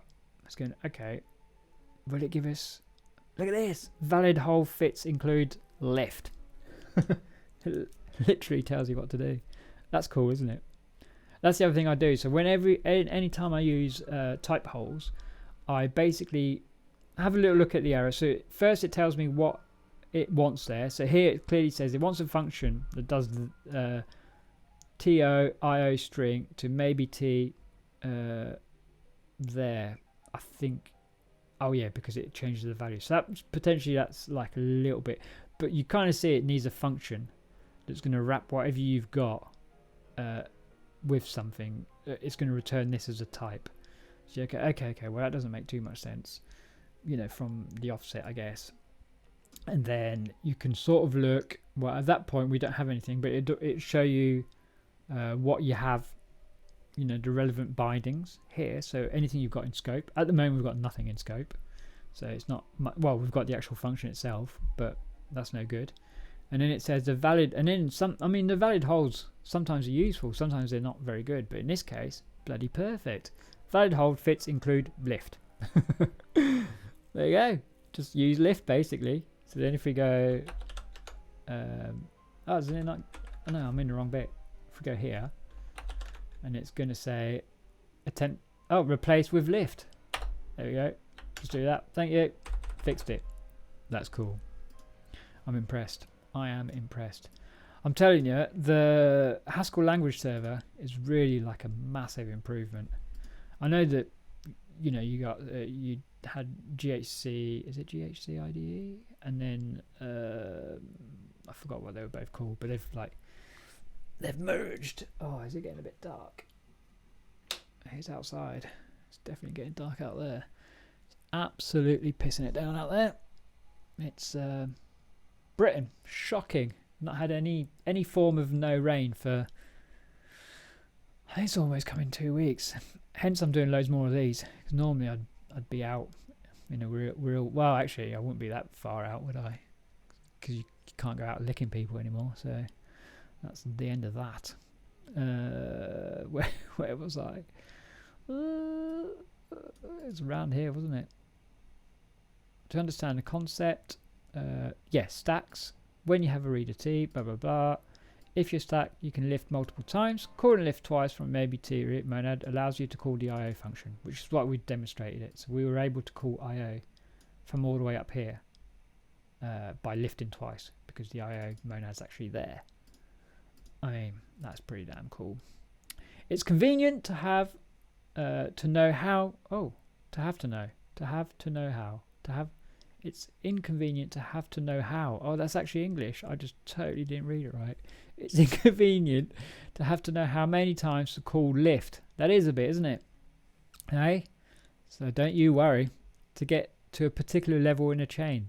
Thus, helper functions are frequently used for this. Additionally, since monad transformers can run several layers deep, the type can get complicated, so it's typical to use type synonyms like this. Okay, so we can do type triple monad A, maybe blah blah blah A. Okay, and then if we want to go from reader T env.io, which is this, to triple monad A, then we just lift. Yeah, it makes sense. And if we want to IOA to triple monad A, so if we want to get inside of here, because if we look at, it's 2 levels, 1, 2, so A, triple monad A, yep. So that sort of passes the A. So if we look at that, that pops it there. So that's 1 level of lift. Triple monad A, yep. So we need 2 lifts. Yeah, nice helper function. Cool. So next, type classes. As a similar idea, I should check. Yeah, that's big enough. I was just checking the font was big enough. I keep moving around. I don't know what setting I have it on every time, so get used to it. so bad. Or like people, I was watching something really interesting actually. I've gone off them, but I've gone back on it on the Joe Rogan show, and the latest one. Where is it? YouTube, isn't it? Who did it do it with? I think Joe Rogan. There we go. I know he's gone on to wherever. Yeah, this guy, Tristan Harris. And it's basically wow, you didn't hear that, but fuck me, that hurt my ears. I'll pop that in here. He's basically a guy that used to work at Silicon Valley. And I don't know if you saw, there's a Netflix program that came out called something about ethical. I can't remember what it was, and and he's essentially going on about online and the world of online. Oh my god, it's that strong a rain I can just about see the house across the road. Nice. Yes, and he's going on. There is relevance to this rant. And this gentleman, basically, there was a Netflix program that sort of showed the ethical sides of, because the problem is with a lot of social media is they're driven by money, aren't they? That's number one. But number two, and the way to make that money is to keep people's attention. So in doing that, if you think about algorithms, if you're going to let a machine learning software loose, and you say to them, okay, well, let's think of ways to keep users here. So say for YouTube, it's going to be recommendations, isn't it? How can I keep a user here? I'm going to have to recommend what is most likely for them to watch. But then the problem with that being is the recommendation stuff, people that are more likely to watch, is going to be almost like the opposing opinion to what you've got. So a lot of, they've gotten better, but before, so it'd be like really horrible for teenage girls. They'd go on about slimming or something, and then they'd be shown anorexia tips, and it's just like, which obviously the algorithm's right, because more people are likely to click it, which is what's keeping them on. But as a algorithm, and it's all this sort of thing. And then about kids, how they're, I don't know, like kids are more scared of saying things because of crazy repercussions and bullying, and I don't know. So that being, it kind of relates also to people doing open source, and I guess it's been going for a little bit longer. It's not as apparent, but it's like you do get trolls or just assholes being horrible to people to do things for free. Like I'm doing this for free, and the way I see it, and I think that a lot more people should realise that that's the fact, is I'm doing this for fun, and it's primarily for my own fun. I like helping out, but I've got to remember that this is for me, and if it's not fun for me, I'll stop it. And if people don't like this fun, they can fuck off, can't they? They can just go watch some different type of fun. So it's like, I don't, when I see people complain or do whatever, I'm just like, don't care, it doesn't matter to me. Like, you're not here, you're not next to me actually having a go at me, Kitty! Oh, here we go. I've got to go again. Hold on, because my cat. Why are we allowing this? Maybe we shouldn't allow it. I don't know. I should explain. My cat. This is a regular occurrence. It should have like the cat drinking minute. She likes to drink from the shower. That's her deal. She's got a perfectly nice round bowl downstairs. It's lovely. It's got fresh water in it. But no, it's no good. I'm a cat. I lick my bum hole, and I want to get water from a shower. So I shall be back in 1 second.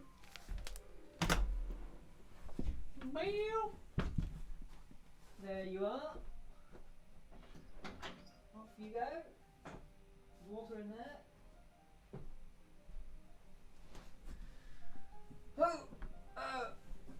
Oh, that's a bit tight.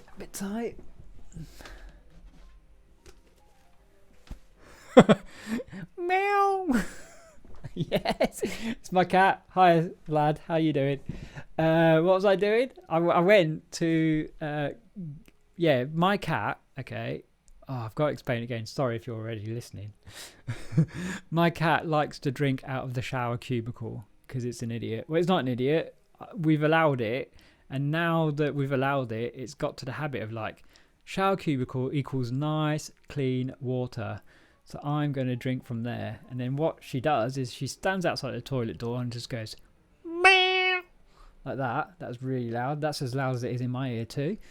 And just repeatedly does that until you think, okay, I'm going to fucking get up and let the cat into the shower cubicle. And the caveat is downstairs is a lovely bowl, nice and new, with fresh water in it, right next to her food where she eats. So she'll eat her food, she'll look at the water and go, oh, that's a nice water, and then she'll come upstairs and meow. As an unwilling cat owner, I don't mind. The thing is, I got this cat, Holly. I just call her Kitty because it's just too complex. You know, me and names. It's a cat, Kitty. And another cat. Unfortunately, the other cat got run. They were sisters, and the other cat got run over. So we have this cat, and like it's cool, but it was. I got it for my wife because she loves cats, and this cat just seems to love me more. I don't know why I'm not like horrible to it, but you know, I don't know. It's like it's a bit of treat them mean, keep them keen sort of scenario with this cat. It's like I don't know, but I feel bad for my wife because she loves cats, and this one always if it comes in the room, it'll wander around and it'll come onto my lap. Wait, Kitty. Anyway, maybe I'll introduce her. Ow. We literally just did Mono Transformers, lad. So you've missed it. You can go now. We were just going through the lifts, and we're lifting functions, and now we're going through type classes. And in summary, and it's nearly there. Look at that. You know, but you're on soon, aren't you? I guess. What do you normally 1 or 2? You haven't got my wild timings, you know, my schedule like mine, which is I'm a bit bored. What should I do? 1 hour away. Oh yeah. Oh well. Oh, yeah. My schedule is just I'm bored. Let's go do something. Okay, I'll do some. You know, I don't have responsibilities. So I just do that. Apart from the cat. That's my responsibility at the minute.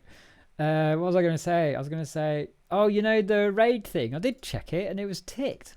So look. I'm going to do it. Sorry. We're not doing Haskell anymore. You just have to bear with me a minute. Not that one.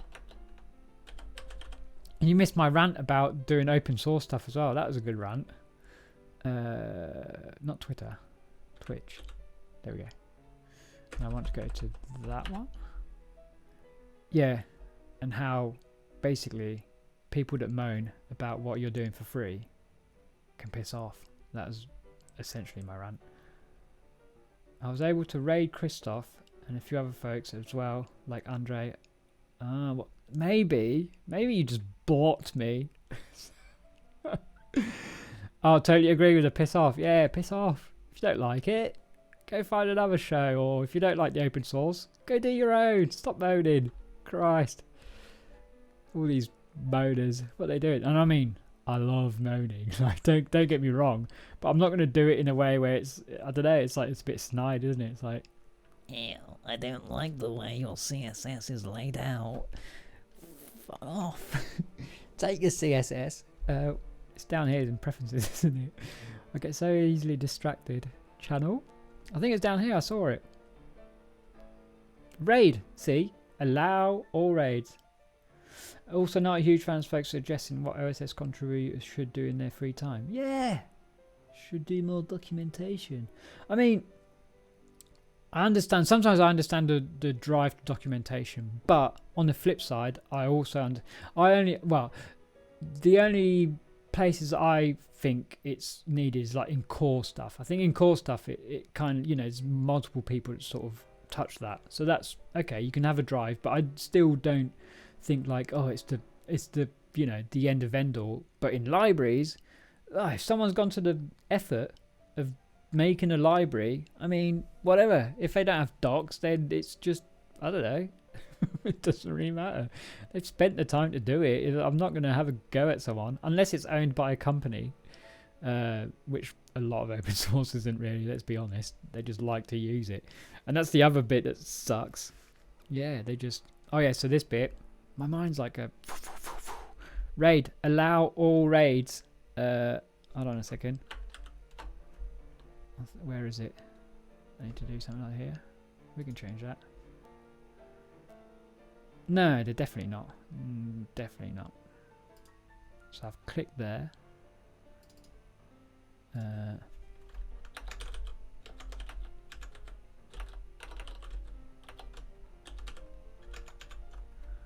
Cool. There we go. So I've clicked this box. If we look at it, if we look, so allow all apart from CV lad raids. Okay, that makes sense. Maybe that's what it was. Maybe that's what it was.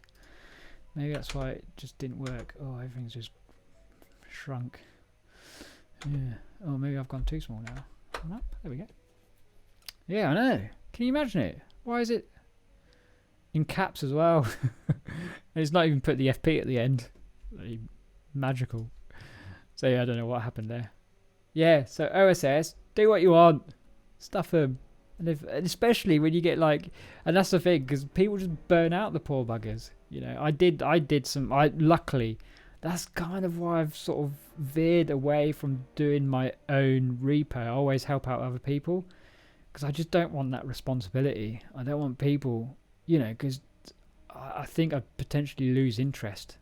And then if then it's mine and people want to join in, you're just like, you know, you feel bad, don't you? And that's why I don't like why I've set this up also. There's just no response, you know. If I don't want to stream, I don't stream. And that's why I don't have a schedule. I'm not as good as you, Vlad. I just think, fuck it, I mean, you know, stream when I can be bothered.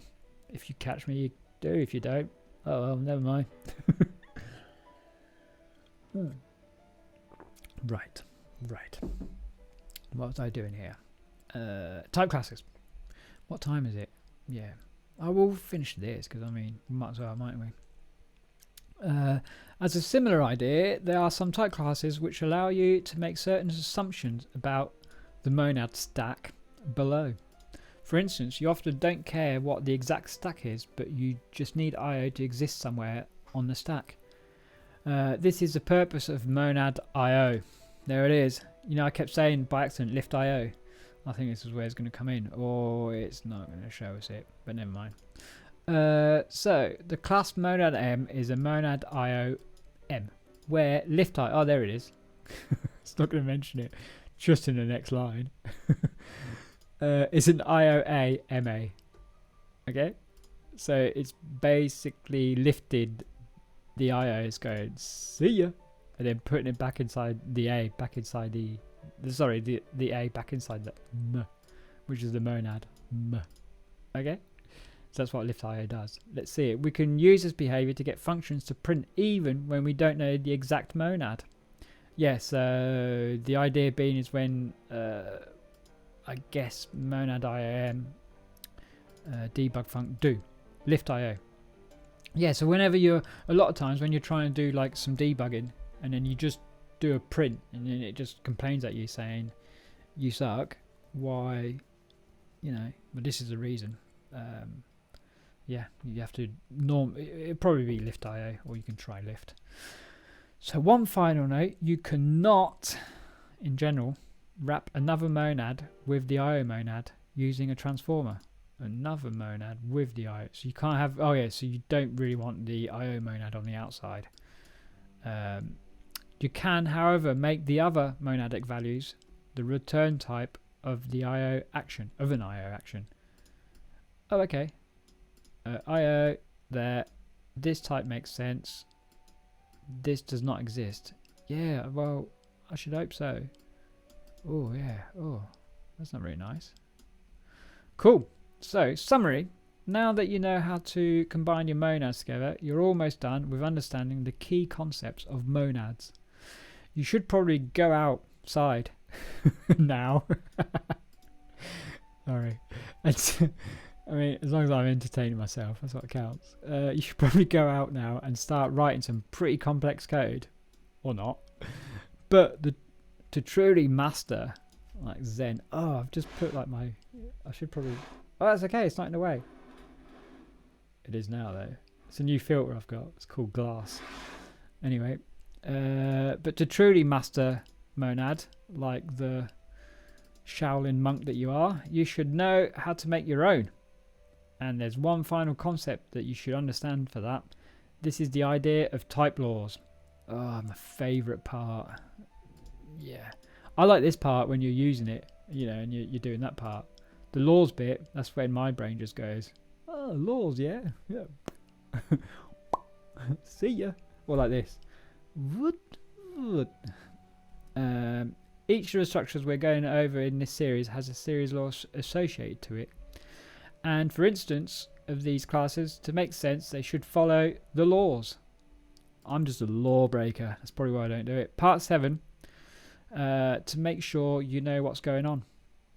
I should have a little sneak peek. I was going to end, but maybe I can have like a little... How long is it? Oh, that's not too long. I can read this. And maybe do some stuff on the left. We'll see. So, welcome to the final... I mean, it's like the final hurdle. I'm getting hungry. And my wife is probably going to get hungry. Not hungry, hangry. So, I'm going to give like a 15-minute limit. No. Yeah. Like, the less I talk, the more I read, the quicker it's going to go. But there exist so many monads, so creating your own seems a bit meh, so far as I haven't made my own monad except for deriving. Yeah, I mean, I don't, oh, let's be honest. No, I think you're right. I don't think I've really made a monad from scratch, apart from over here, this new one, if you ever want to use it, is there, available. I'll open source this. No, that's not it. Let me find it again. Where's it gone? Where's my... There it is. There's a new either data type. It's called either tick.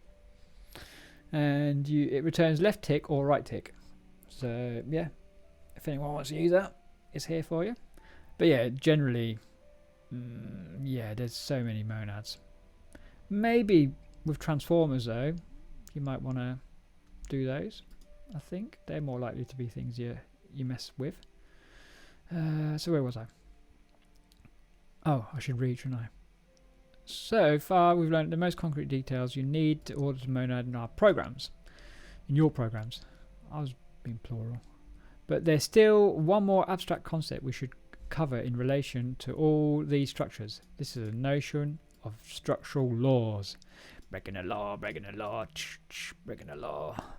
These are rules that these types should...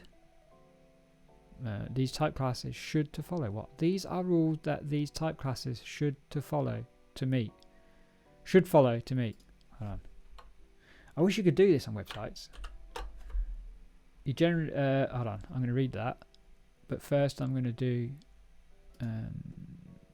I forgot I was going to edit. So that's ruined that, haven't I? I should have just read what you wrote. I was trying to be a smart ass. Didn't work. You generally new type a monad transformer stack and concretize it some arguments. Example, hold on, new type maybe app m a. Hold on, can we slow down, please? Normally it's the stream that's behind, but now I'm behind. Let's copy some of this.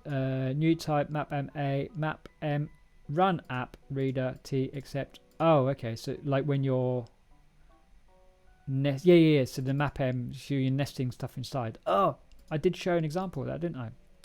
Which is let's go back to it. Oh, that's what your app type does as well. Let's get all our app types out, shall we? Where's mine? There's mine. There's my app type. Reader C. Look at that. So I've called mine unapp instead of run app. Gone for unapp. Look at that, and it derives all this craziness. Yeah, I need to sort of look more at what this does to be. I do understand it. There's one bit that I don't understand, which I can't do today. But I've essentially got two servers. I've got this server, which is the HTTP server, so that just does endpoints. But then I've got a WebSocket server, and then you see I've got access to it by just doing a bunch of stuff, getting right down to my appenv. But ideally, in other places, you have access to it by just passing this constraint of the monad stats, and then I can just get the stats.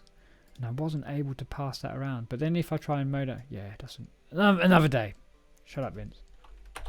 I will try and work that out at some point. Yeah, I wanted to have the ability to do that. But I guess I'd need to make another appm for, but then I wouldn't be sharing. Oh, just confused me, that one. Confused me. And plus it is for an interview test. But whatever. I'll do it public. Doesn't matter. They didn't get back to me anyway, so you know, what can I say? We're trying to be like politically correct without swearing. They didn't get back to me. Forget about it. Cool. So let's go to the bottom. Let's read this quickly. So each of the structure we discussed has its own set of laws, which we kind of went over. If you need to review anything, go back, have a look again. Once you understand all of this, you'll be ready to kick your Haskell learning into high gear. Like that. That's me doing an impression of high gear.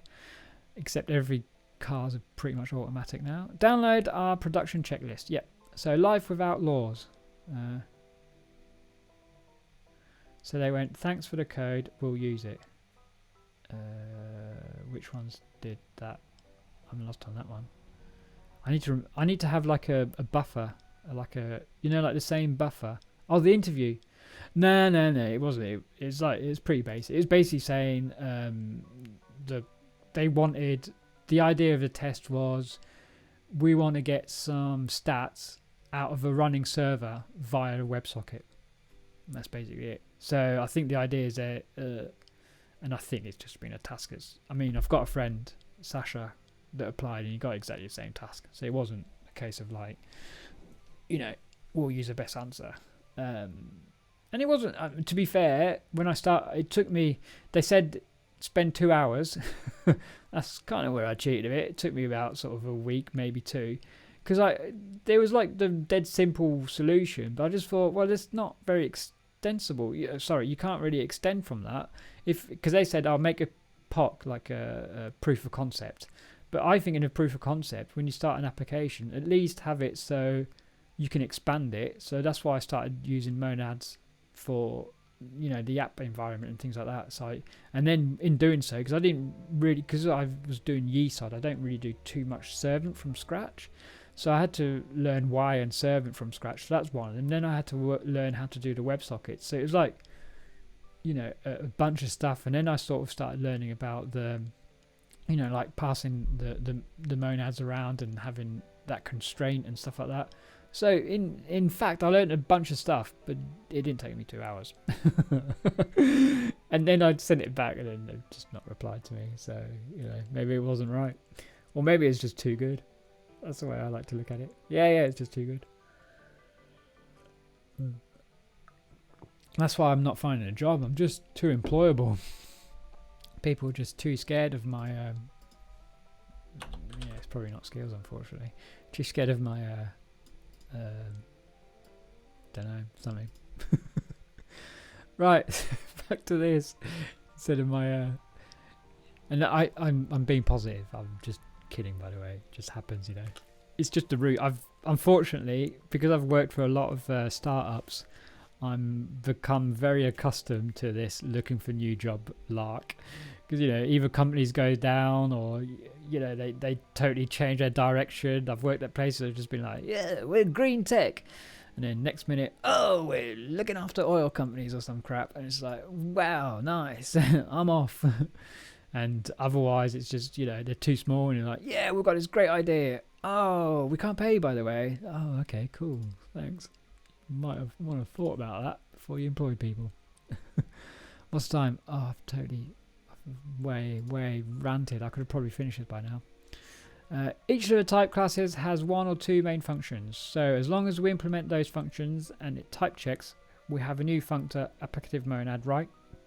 AKA ship it. Or if people will complain, no, you can't do Haskell and keep pretending that the types is enough. You have to make sure. Yeah, that's true. You know, you want to sort of test edge cases, but otherwise, ship it. So, well, not quite. Yes, your program will compile and you'll be able to use the instances. But this doesn't mean your instance followed a mathematical construct. This is the bit that, you know, come on, we need the proofs. We need the maths, the bit that I lack. If they don't, your instances won't fulfill other programmers. That sounds wrong, doesn't it? Won't fulfill other programmers. Well, I guess it's correct. Just, you know, if you've got a twisted mind like mine, it doesn't read right. So, expectation. This is No, I'm against fulfilling other programmers' expectation. Sod off. Use your own. So I'm gonna start doing OSS for like the worst types of like APIs. You know, sod off. This is really useful, but it's got the worst API. Deal with it.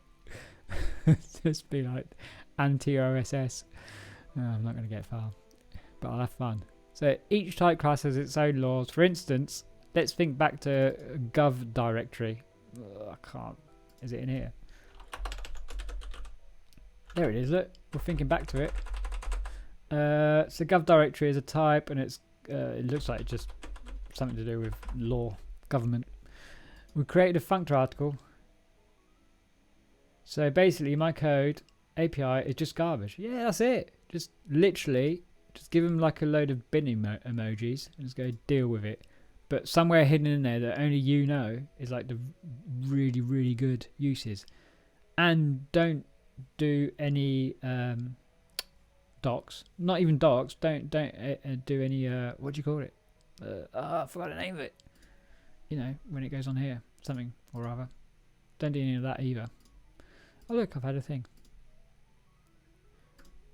Open a new tab. Haddock. That's the one. I think Haddock. Convert to use. Oh look, I was doing some stuff on byte strings. Maybe I should have done that on the stream. It wasn't that exciting. This is a bit more exciting. I was just down with doing some byte string stuff because then I thought that's cool. If you do some byte string stuff, lots of people will use it, and then you'll just know that you did it. Such like, yeah, trying to like get quick wins.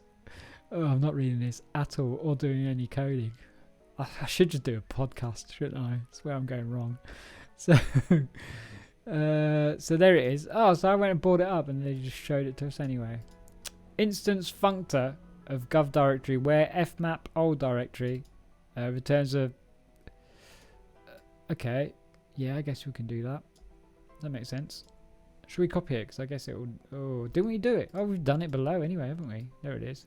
Just we're doing an fmap for this gov directory. Yeah, that's what I'll say to that. As we'll see, this would violate one of the functor laws. In this case, it would not be a true functor. Ooh, breaking the law. Can we spot what it is from the get-go? Let's look. What would, so we need, I'll try and remember. So we've got equality. We got like matchy really. Nothing. There, that. Is that the lawbreaker? Okay, I'm going to take your word on it. We'll see. We should take care to use, no. In this case, it would not be, its behavior would confuse any other programmer trying to use it. Yeah, I mean, yeah, okay. We should take care to make sure that our instances make sense. Once you get a feel for these type classes, the likelihood is that the instance you'll create follow the laws. So don't sweat it. If a few of these are confusing, this article will be very mathy, and we won't dwell too much on the concepts. You can understand and use these classes without knowing these laws by heart. That's me. It's my area. So without further ado, let's dive into the laws. Breaking the law, breaking the law, breaking the law, breaking the law. Anyway, it doesn't really match my classical music background, does it? Why are we on here? I think this one's a new one. Let's listen to the music. Yeah, I think I did this one last night from memory. Yeah, I did. Anyway, this is identity. So these laws I actually know. I don't know what they're called though. It's going to tell us. Composition, that's the one. The idea of each type class, remember how fmap maps a function over our container. If we map the identity function over the container, the result should be exactly the same as a container. Yep, so that makes sense, doesn't it? If we fmap ID and then whatever the value is, it's the same as just doing ID and passing the value. So it should just return exactly the same. Okay, well that makes sense. In other words, our functor should not be applying any extra changes or side effects. It should only apply the function. The second law is composition law. It states that our functor implementation should not break composition. So this is like, when you think of composition, it's just like, it is like maths, you know, when you do a plus. So you can imagine it's like plus. Fmap G of F is the same as Fmap in G, then Fmap in F. Yeah? Should we try and prove it? Yeah, go on then. I'm going to try and prove it. What am I going to use? I don't want to. Do I want to prove it? Yeah, go on. No. So we're going to have G. G is going to be. Should we do like +1 or something? Yeah, let's do. Or is it 1 plus? +1. I think. Or is it the other way around you want to do it? Find out. That's fine. Yeah, that returns 3. Good. We're in good stead here. F. That's going to be another function. We're going to do F is going to equal, you know, we're going to go all out here with +2. Killing it. Okay. So if we Fmap G composed with F, and we'll do 1, 2, 3. That returns us 4, 5, 6. Okay, so it kind of like did +1 then +2, which makes sense. So it basically adds 3. So yep, so that's good. So now next one, Fmap. Did I do GF? Yeah, G composed with Fmap F. I think we're gonna do it like this. What was it? 1, 2, 3. 4, 5, 6. So yeah, so that's I've just proved it. There you go. It's just type composition. So yes. Oh, and that's what that does. That's basically just passes the result of that into here. Okay. So we know that for Fmap we want the ID and the composition. So you can like move things around, like addition. You know, if you wrap addition and then you move the values around, you're just going to get the same thing, but obviously within reason. You know, you can't just does it give you a better explanation than I just did? On one side we compose 2 functions and map the result function over our container. Yeah, on the other side we map the function, the first function, get the result and map the second function. So yeah, so in essence here we're saying do it once, get the results, do it again over G. In this instance we're saying get the value, pass it to F, then pass it to G on each iteration. So it's basically the same, isn't it? If you're going to do it twice or do it once and over iterate each one, do each of these actions inside of that, then it's going to be the same. Which kind of makes sense, but I guess it's maths. Okay, one side. On the other side, we map the first function, we get the result, and map the second function over it. The function composition law states that these outcomes should be identical. Well, look at this. We have identical results. That's good. So that Fmap works. But probably won't over our thing, would it? That'd be the problem. Should be honest. This sounds complex, but you don't need to worry about it much. If you break the composition law in Haskell, you will also likely break the identity law. Okay. Those are the only 2 laws for functors. So let's move on to applicative. This is like, I thought they would have done this at the beginning, but guess later. I'm still waiting to see if it's nothing or not. Applicative laws. Applicative functors are a little more complicated. They have 4 different laws. The first is easy though. It's another simple identity law. It says that if you so if you apply v to id and pure it, it's the same as doing v. So on the left side we wrap the identity function, then we apply it to our container. The applicative identity law states that this should result in an identical object. Simple enough. How can I prove this in here without... let's find out something here. Here we go. We can do it like this. Type of pure ID. I don't know where this is going to go. What v should we give it? Oh, it needs to be like a list, doesn't it? So let's do that. Yeah. Oh, there we go. So yeah. So if you look at the type, it literally is just that. So it just returns us a list of B, which B is under the num class. So that's right. So if you look, I've just done this, and then it's saying that it should just equal that. So doing that equals that, which is exactly what I've done. Whew, got away with that one. On the left side, we wrap the identity function, and when we apply it over our container, I've read this already, the applicative instance law states this should result as an identical object. Simple enough, if you know. The second law is homomorphism law. Well, here we go. Oh my goodness, here comes the maths. So come learn Haskell the easy way. Stuff the maths, don't need it. So suppose we wrap a function and an object in pure, okay? We can then apply the wrap function over the wrapped object. Of course. We could also apply the normal function over the normal object and then wrap it in pure. Okay, the homomorphism law states these results should be the same. Okay, let's have a look. So it's doing pure, and then applying them is the same as just doing pure fx. How am I going to prove that? So that's the value, that's the function. It's a pure fx. Oh yeah, because essentially that's getting passed to that anyway. So you don't need to do pure twice and apply it. You might as well just do pure fx.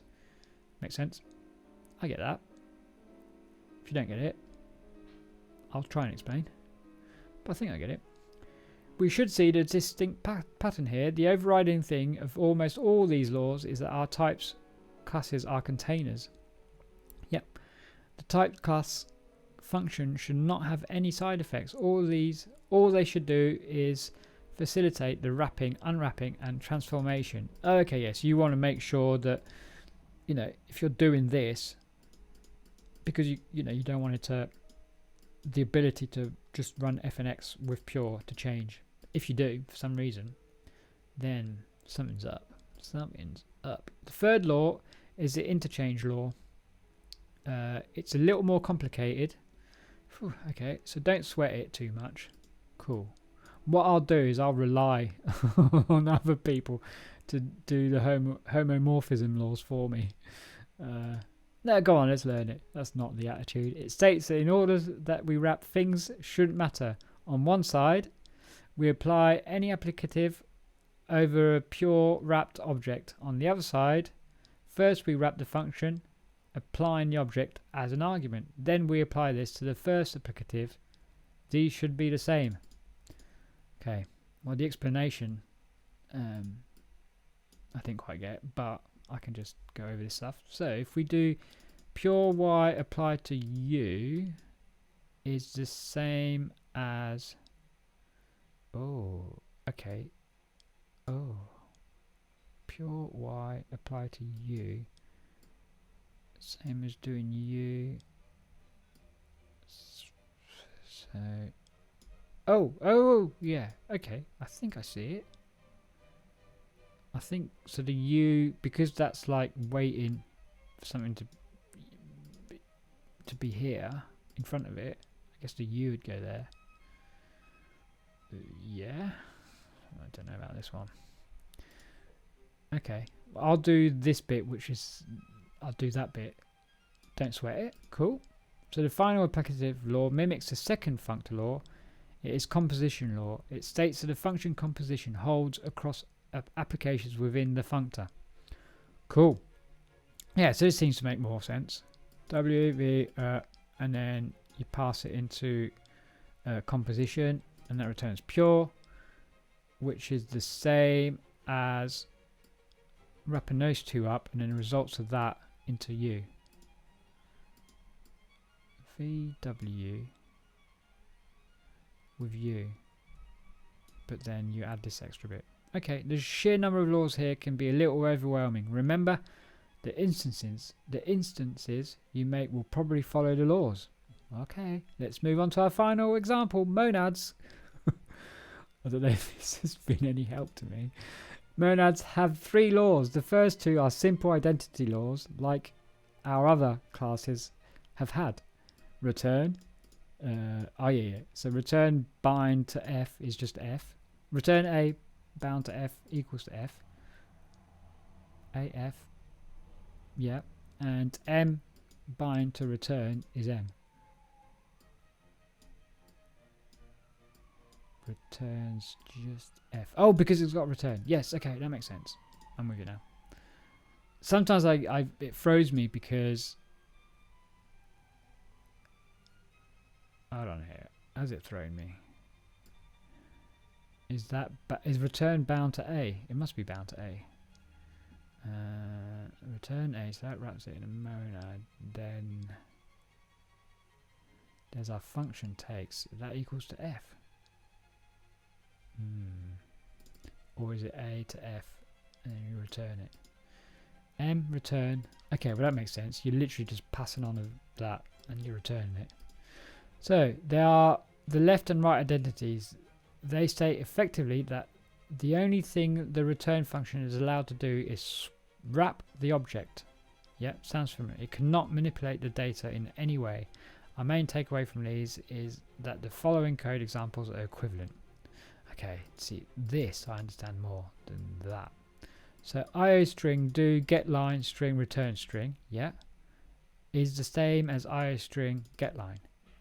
Right, I mean, should you explain it like that? This makes way more sense. Yeah, so instead of like being inside the monad and then doing that, doing the left bind, returning it, and then actually using return and there, well, we can just do that on its own. Which is getLine, which is basically, well, it's an IO string anyway. But yeah, you don't have to do this machinery, sorry, like that and that. You know, you don't have to do unwrapping and rewrapping. You can just give it straight through. Cool. So the third law is a bit more interesting. It tells us that associativity holds within monads. Okay. So if we do that, M left bound to F, and then the result of that right, or bind to G, is the same as M bind to a why is it a lambda? Oh my, yeah, maybe I've been going too long. So lambda that expects an X, fx to G. Yeah, that makes sense. Because if you think about it, whatever comes out of there will go into the F. Okay. So that gives us a result. So the F obviously gives us a result, and then that will go into a G, which is another function which expects the results of this. Okay, so then that gives us the N. But then if we go M into, this is our function obviously, and this is what it's expecting, so that's the X. And if we say F over X, yeah, into G. So I mean, it's literally just another way of writing it. Yeah. Okay, but we see the third law has parallel structure to the other composition law. In the first case, we apply two functions in two steps. In the second case, we compose a function first and then apply the results. These should be the same. Oh, okay, I get you. Yep. So you can just... Cool. I mean, yeah, I kind of imagined it was... Oh, okay. It's kind of... Oh, okay, I can see it's like the F and the G is there. And then on this side... so here it's doing the M and the F there, and then adding that to the G, and here it's doing the M and the F of G. So it's basically like having the bracket here instead of just having it here. Yeah, so that's composition. So that makes sense. Cool. Yeah, that one I understood better from reading that. That's why I like examples. I love examples. I think I just, yeah, maybe that's one of the things I should just. Someone, not me, I nearly said me then, should make a book with literally loads of examples of how these laws work. I'm giving ideas here. No, it's a good idea because I don't want to do it.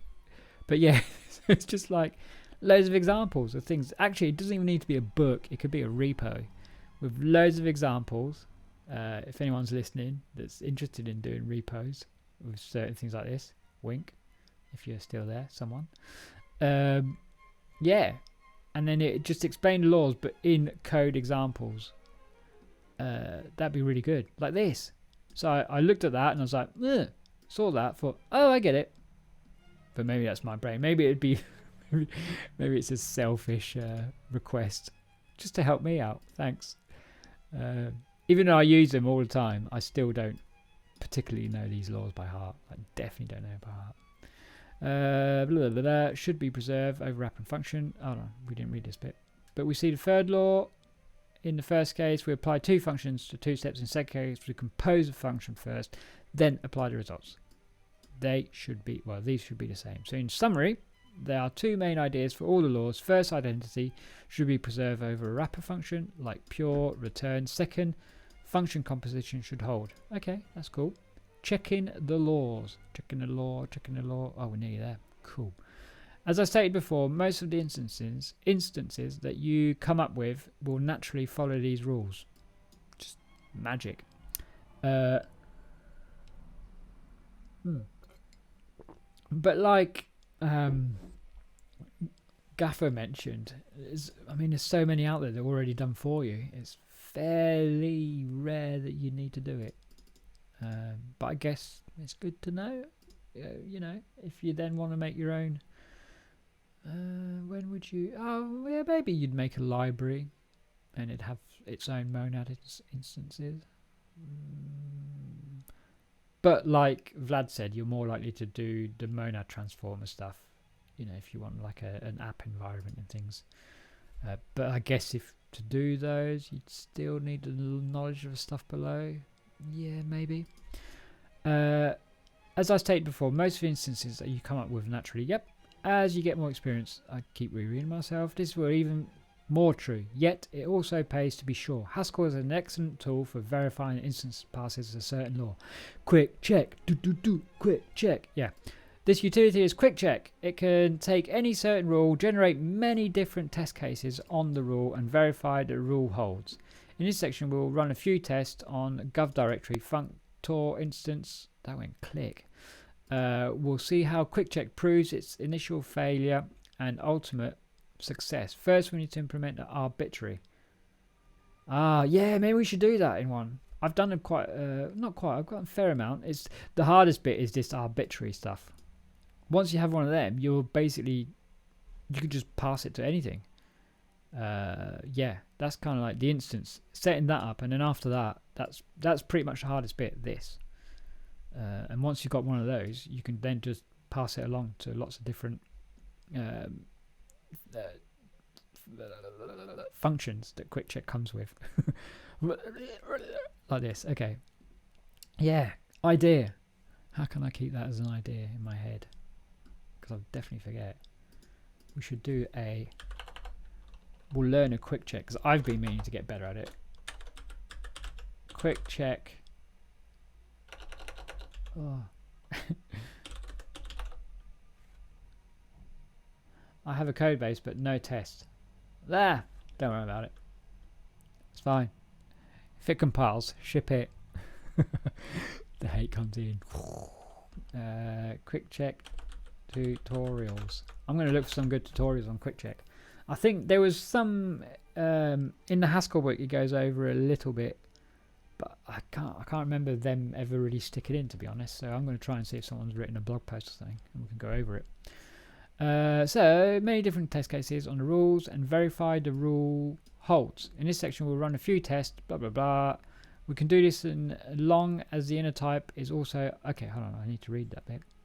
So we also quick check proves its initial failure and ultimately success. First, we need to implement an arbitrary type class over our type. We can do this as long as the inner type is also arbitrary. Arbitrary.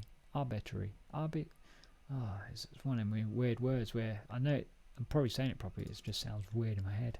Anyway, such as a build string type. Then it's gone really low, isn't it?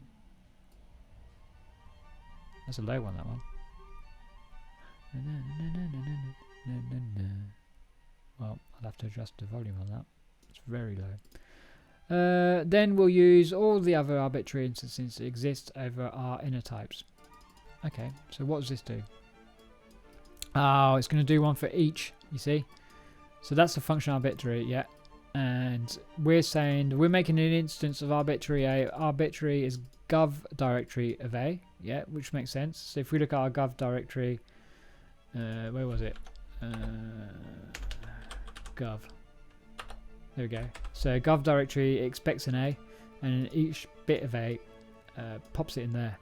So we're going to do exactly the same. So where arbitrary, yeah, so the function arbitrary equals do get an arbitrary of M, get an arbitrary of IM, get an arbitrary of cab, CM. Okay, and then you just pop them all in, and then you return that. Cool. So that's actually, yeah, it's. I'm pretty sure that was the hardest bit. Once you have done that, you can write a test case over particular rules. In this case, we check the identity function for functors. Quick check, gov functor check. Yeah, there we go. Gov directory functor check. So which is gov directory of string. So we're just saying the A is a string. Returns us bool. Cool. And then the way we do that is we do fmap id gov directory, which is that, equals to gov directory. Now let's run these tests. Let's see. Gaffer, were you right? Now let's see default instances used above. We can see the particular test will fail. Fail falsible after 2 tests. Gov directory but. It specifies for us an arbitrary instance that failed the test. Now suppose we correct the instance. All tests pass. It wasn't. Got it wrong. It was the. Oh no, close. Let's have a look. Interim mayor. What's different? It's exactly the bloody same. I mean, adjust it. Can't adjust it. It's the same. How can we correct the instance? Did they do it incorrectly?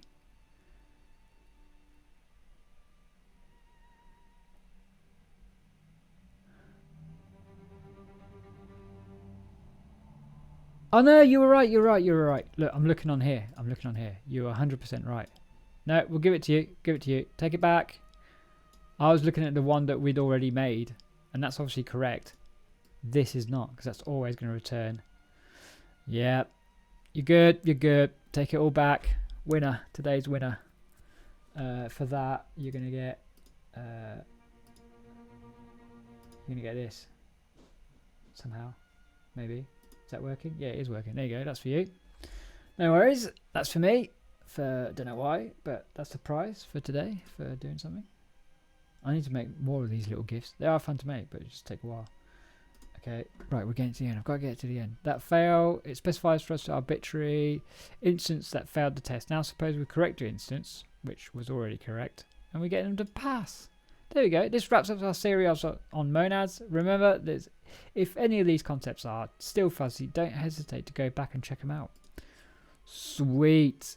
Okay, what I might do, well, I'm going to stop for today, but I think, so either next time we'll do some more quick, we'll have a look, because that's a good trail to take, do some quick check stuff, or maybe find, if for some reason this wasn't quite, I don't know how people are going to tell me. I guess this is a chat. Use the chat. If things wasn't quite enough with the monad transformers, we can go out. Maybe I'll try and find another blog post to explain it. Because what I think, I like going over blog posts, because sometimes if you go over it your own head, especially mine, I definitely vary where the hell I'm going, and then before I know it, I'm going somewhere totally different. So I like to have something that's going to go just aim down that way.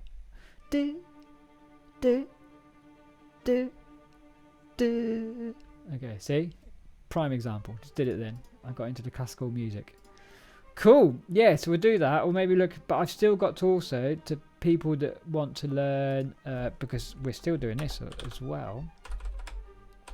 Where are we? We're on chapter 2 of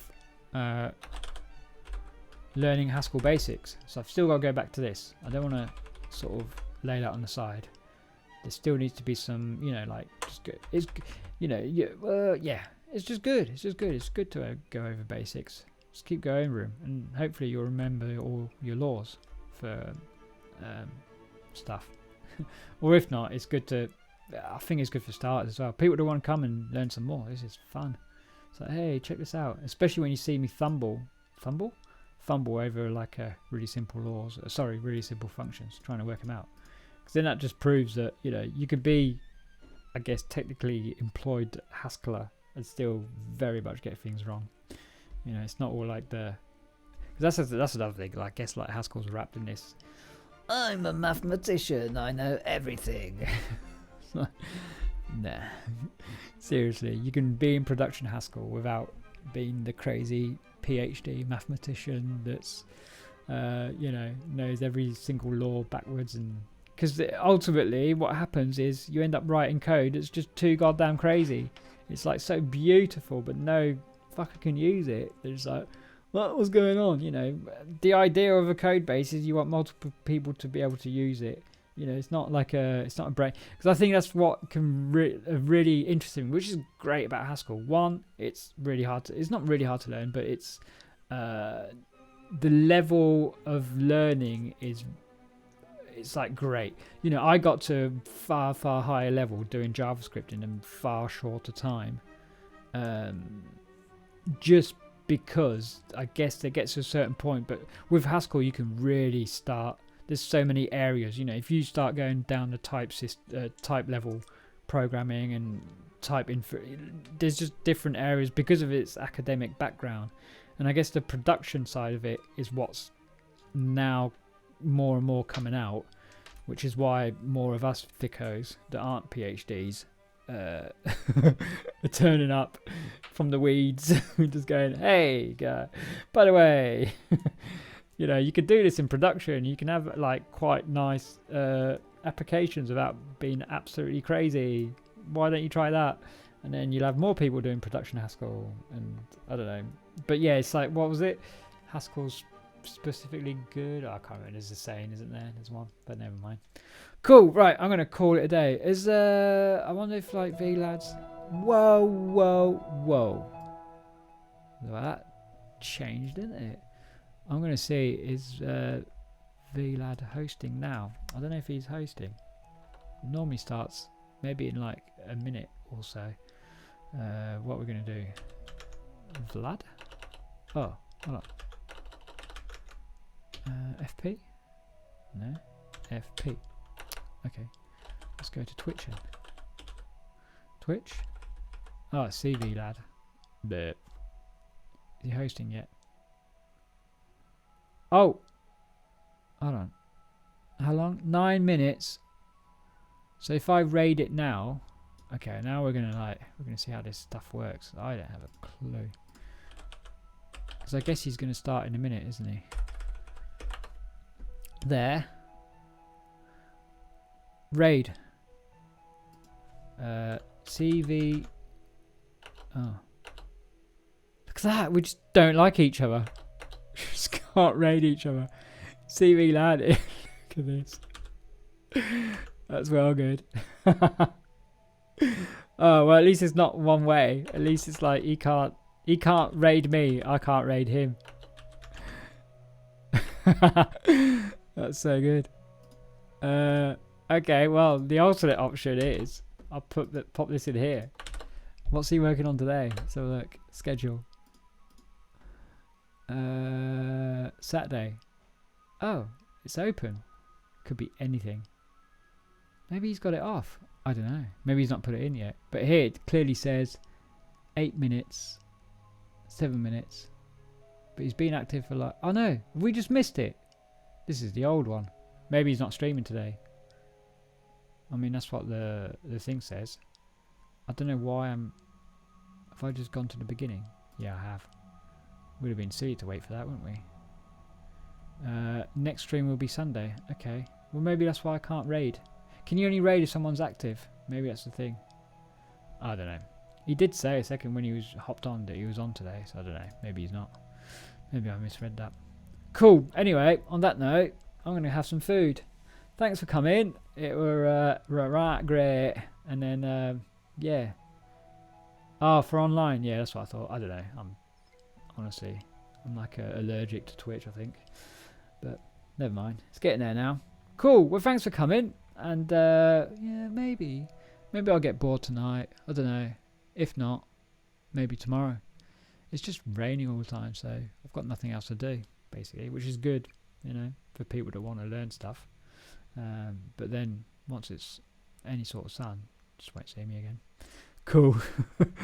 Yeah. Anyway, enough of the rant. I'm going to go back to this little screen where it says 0, but it's kind of like, I need to make it outro. So if you, actually, I'm going to adjust it now. I'm doing like on the fly adjustments. Let's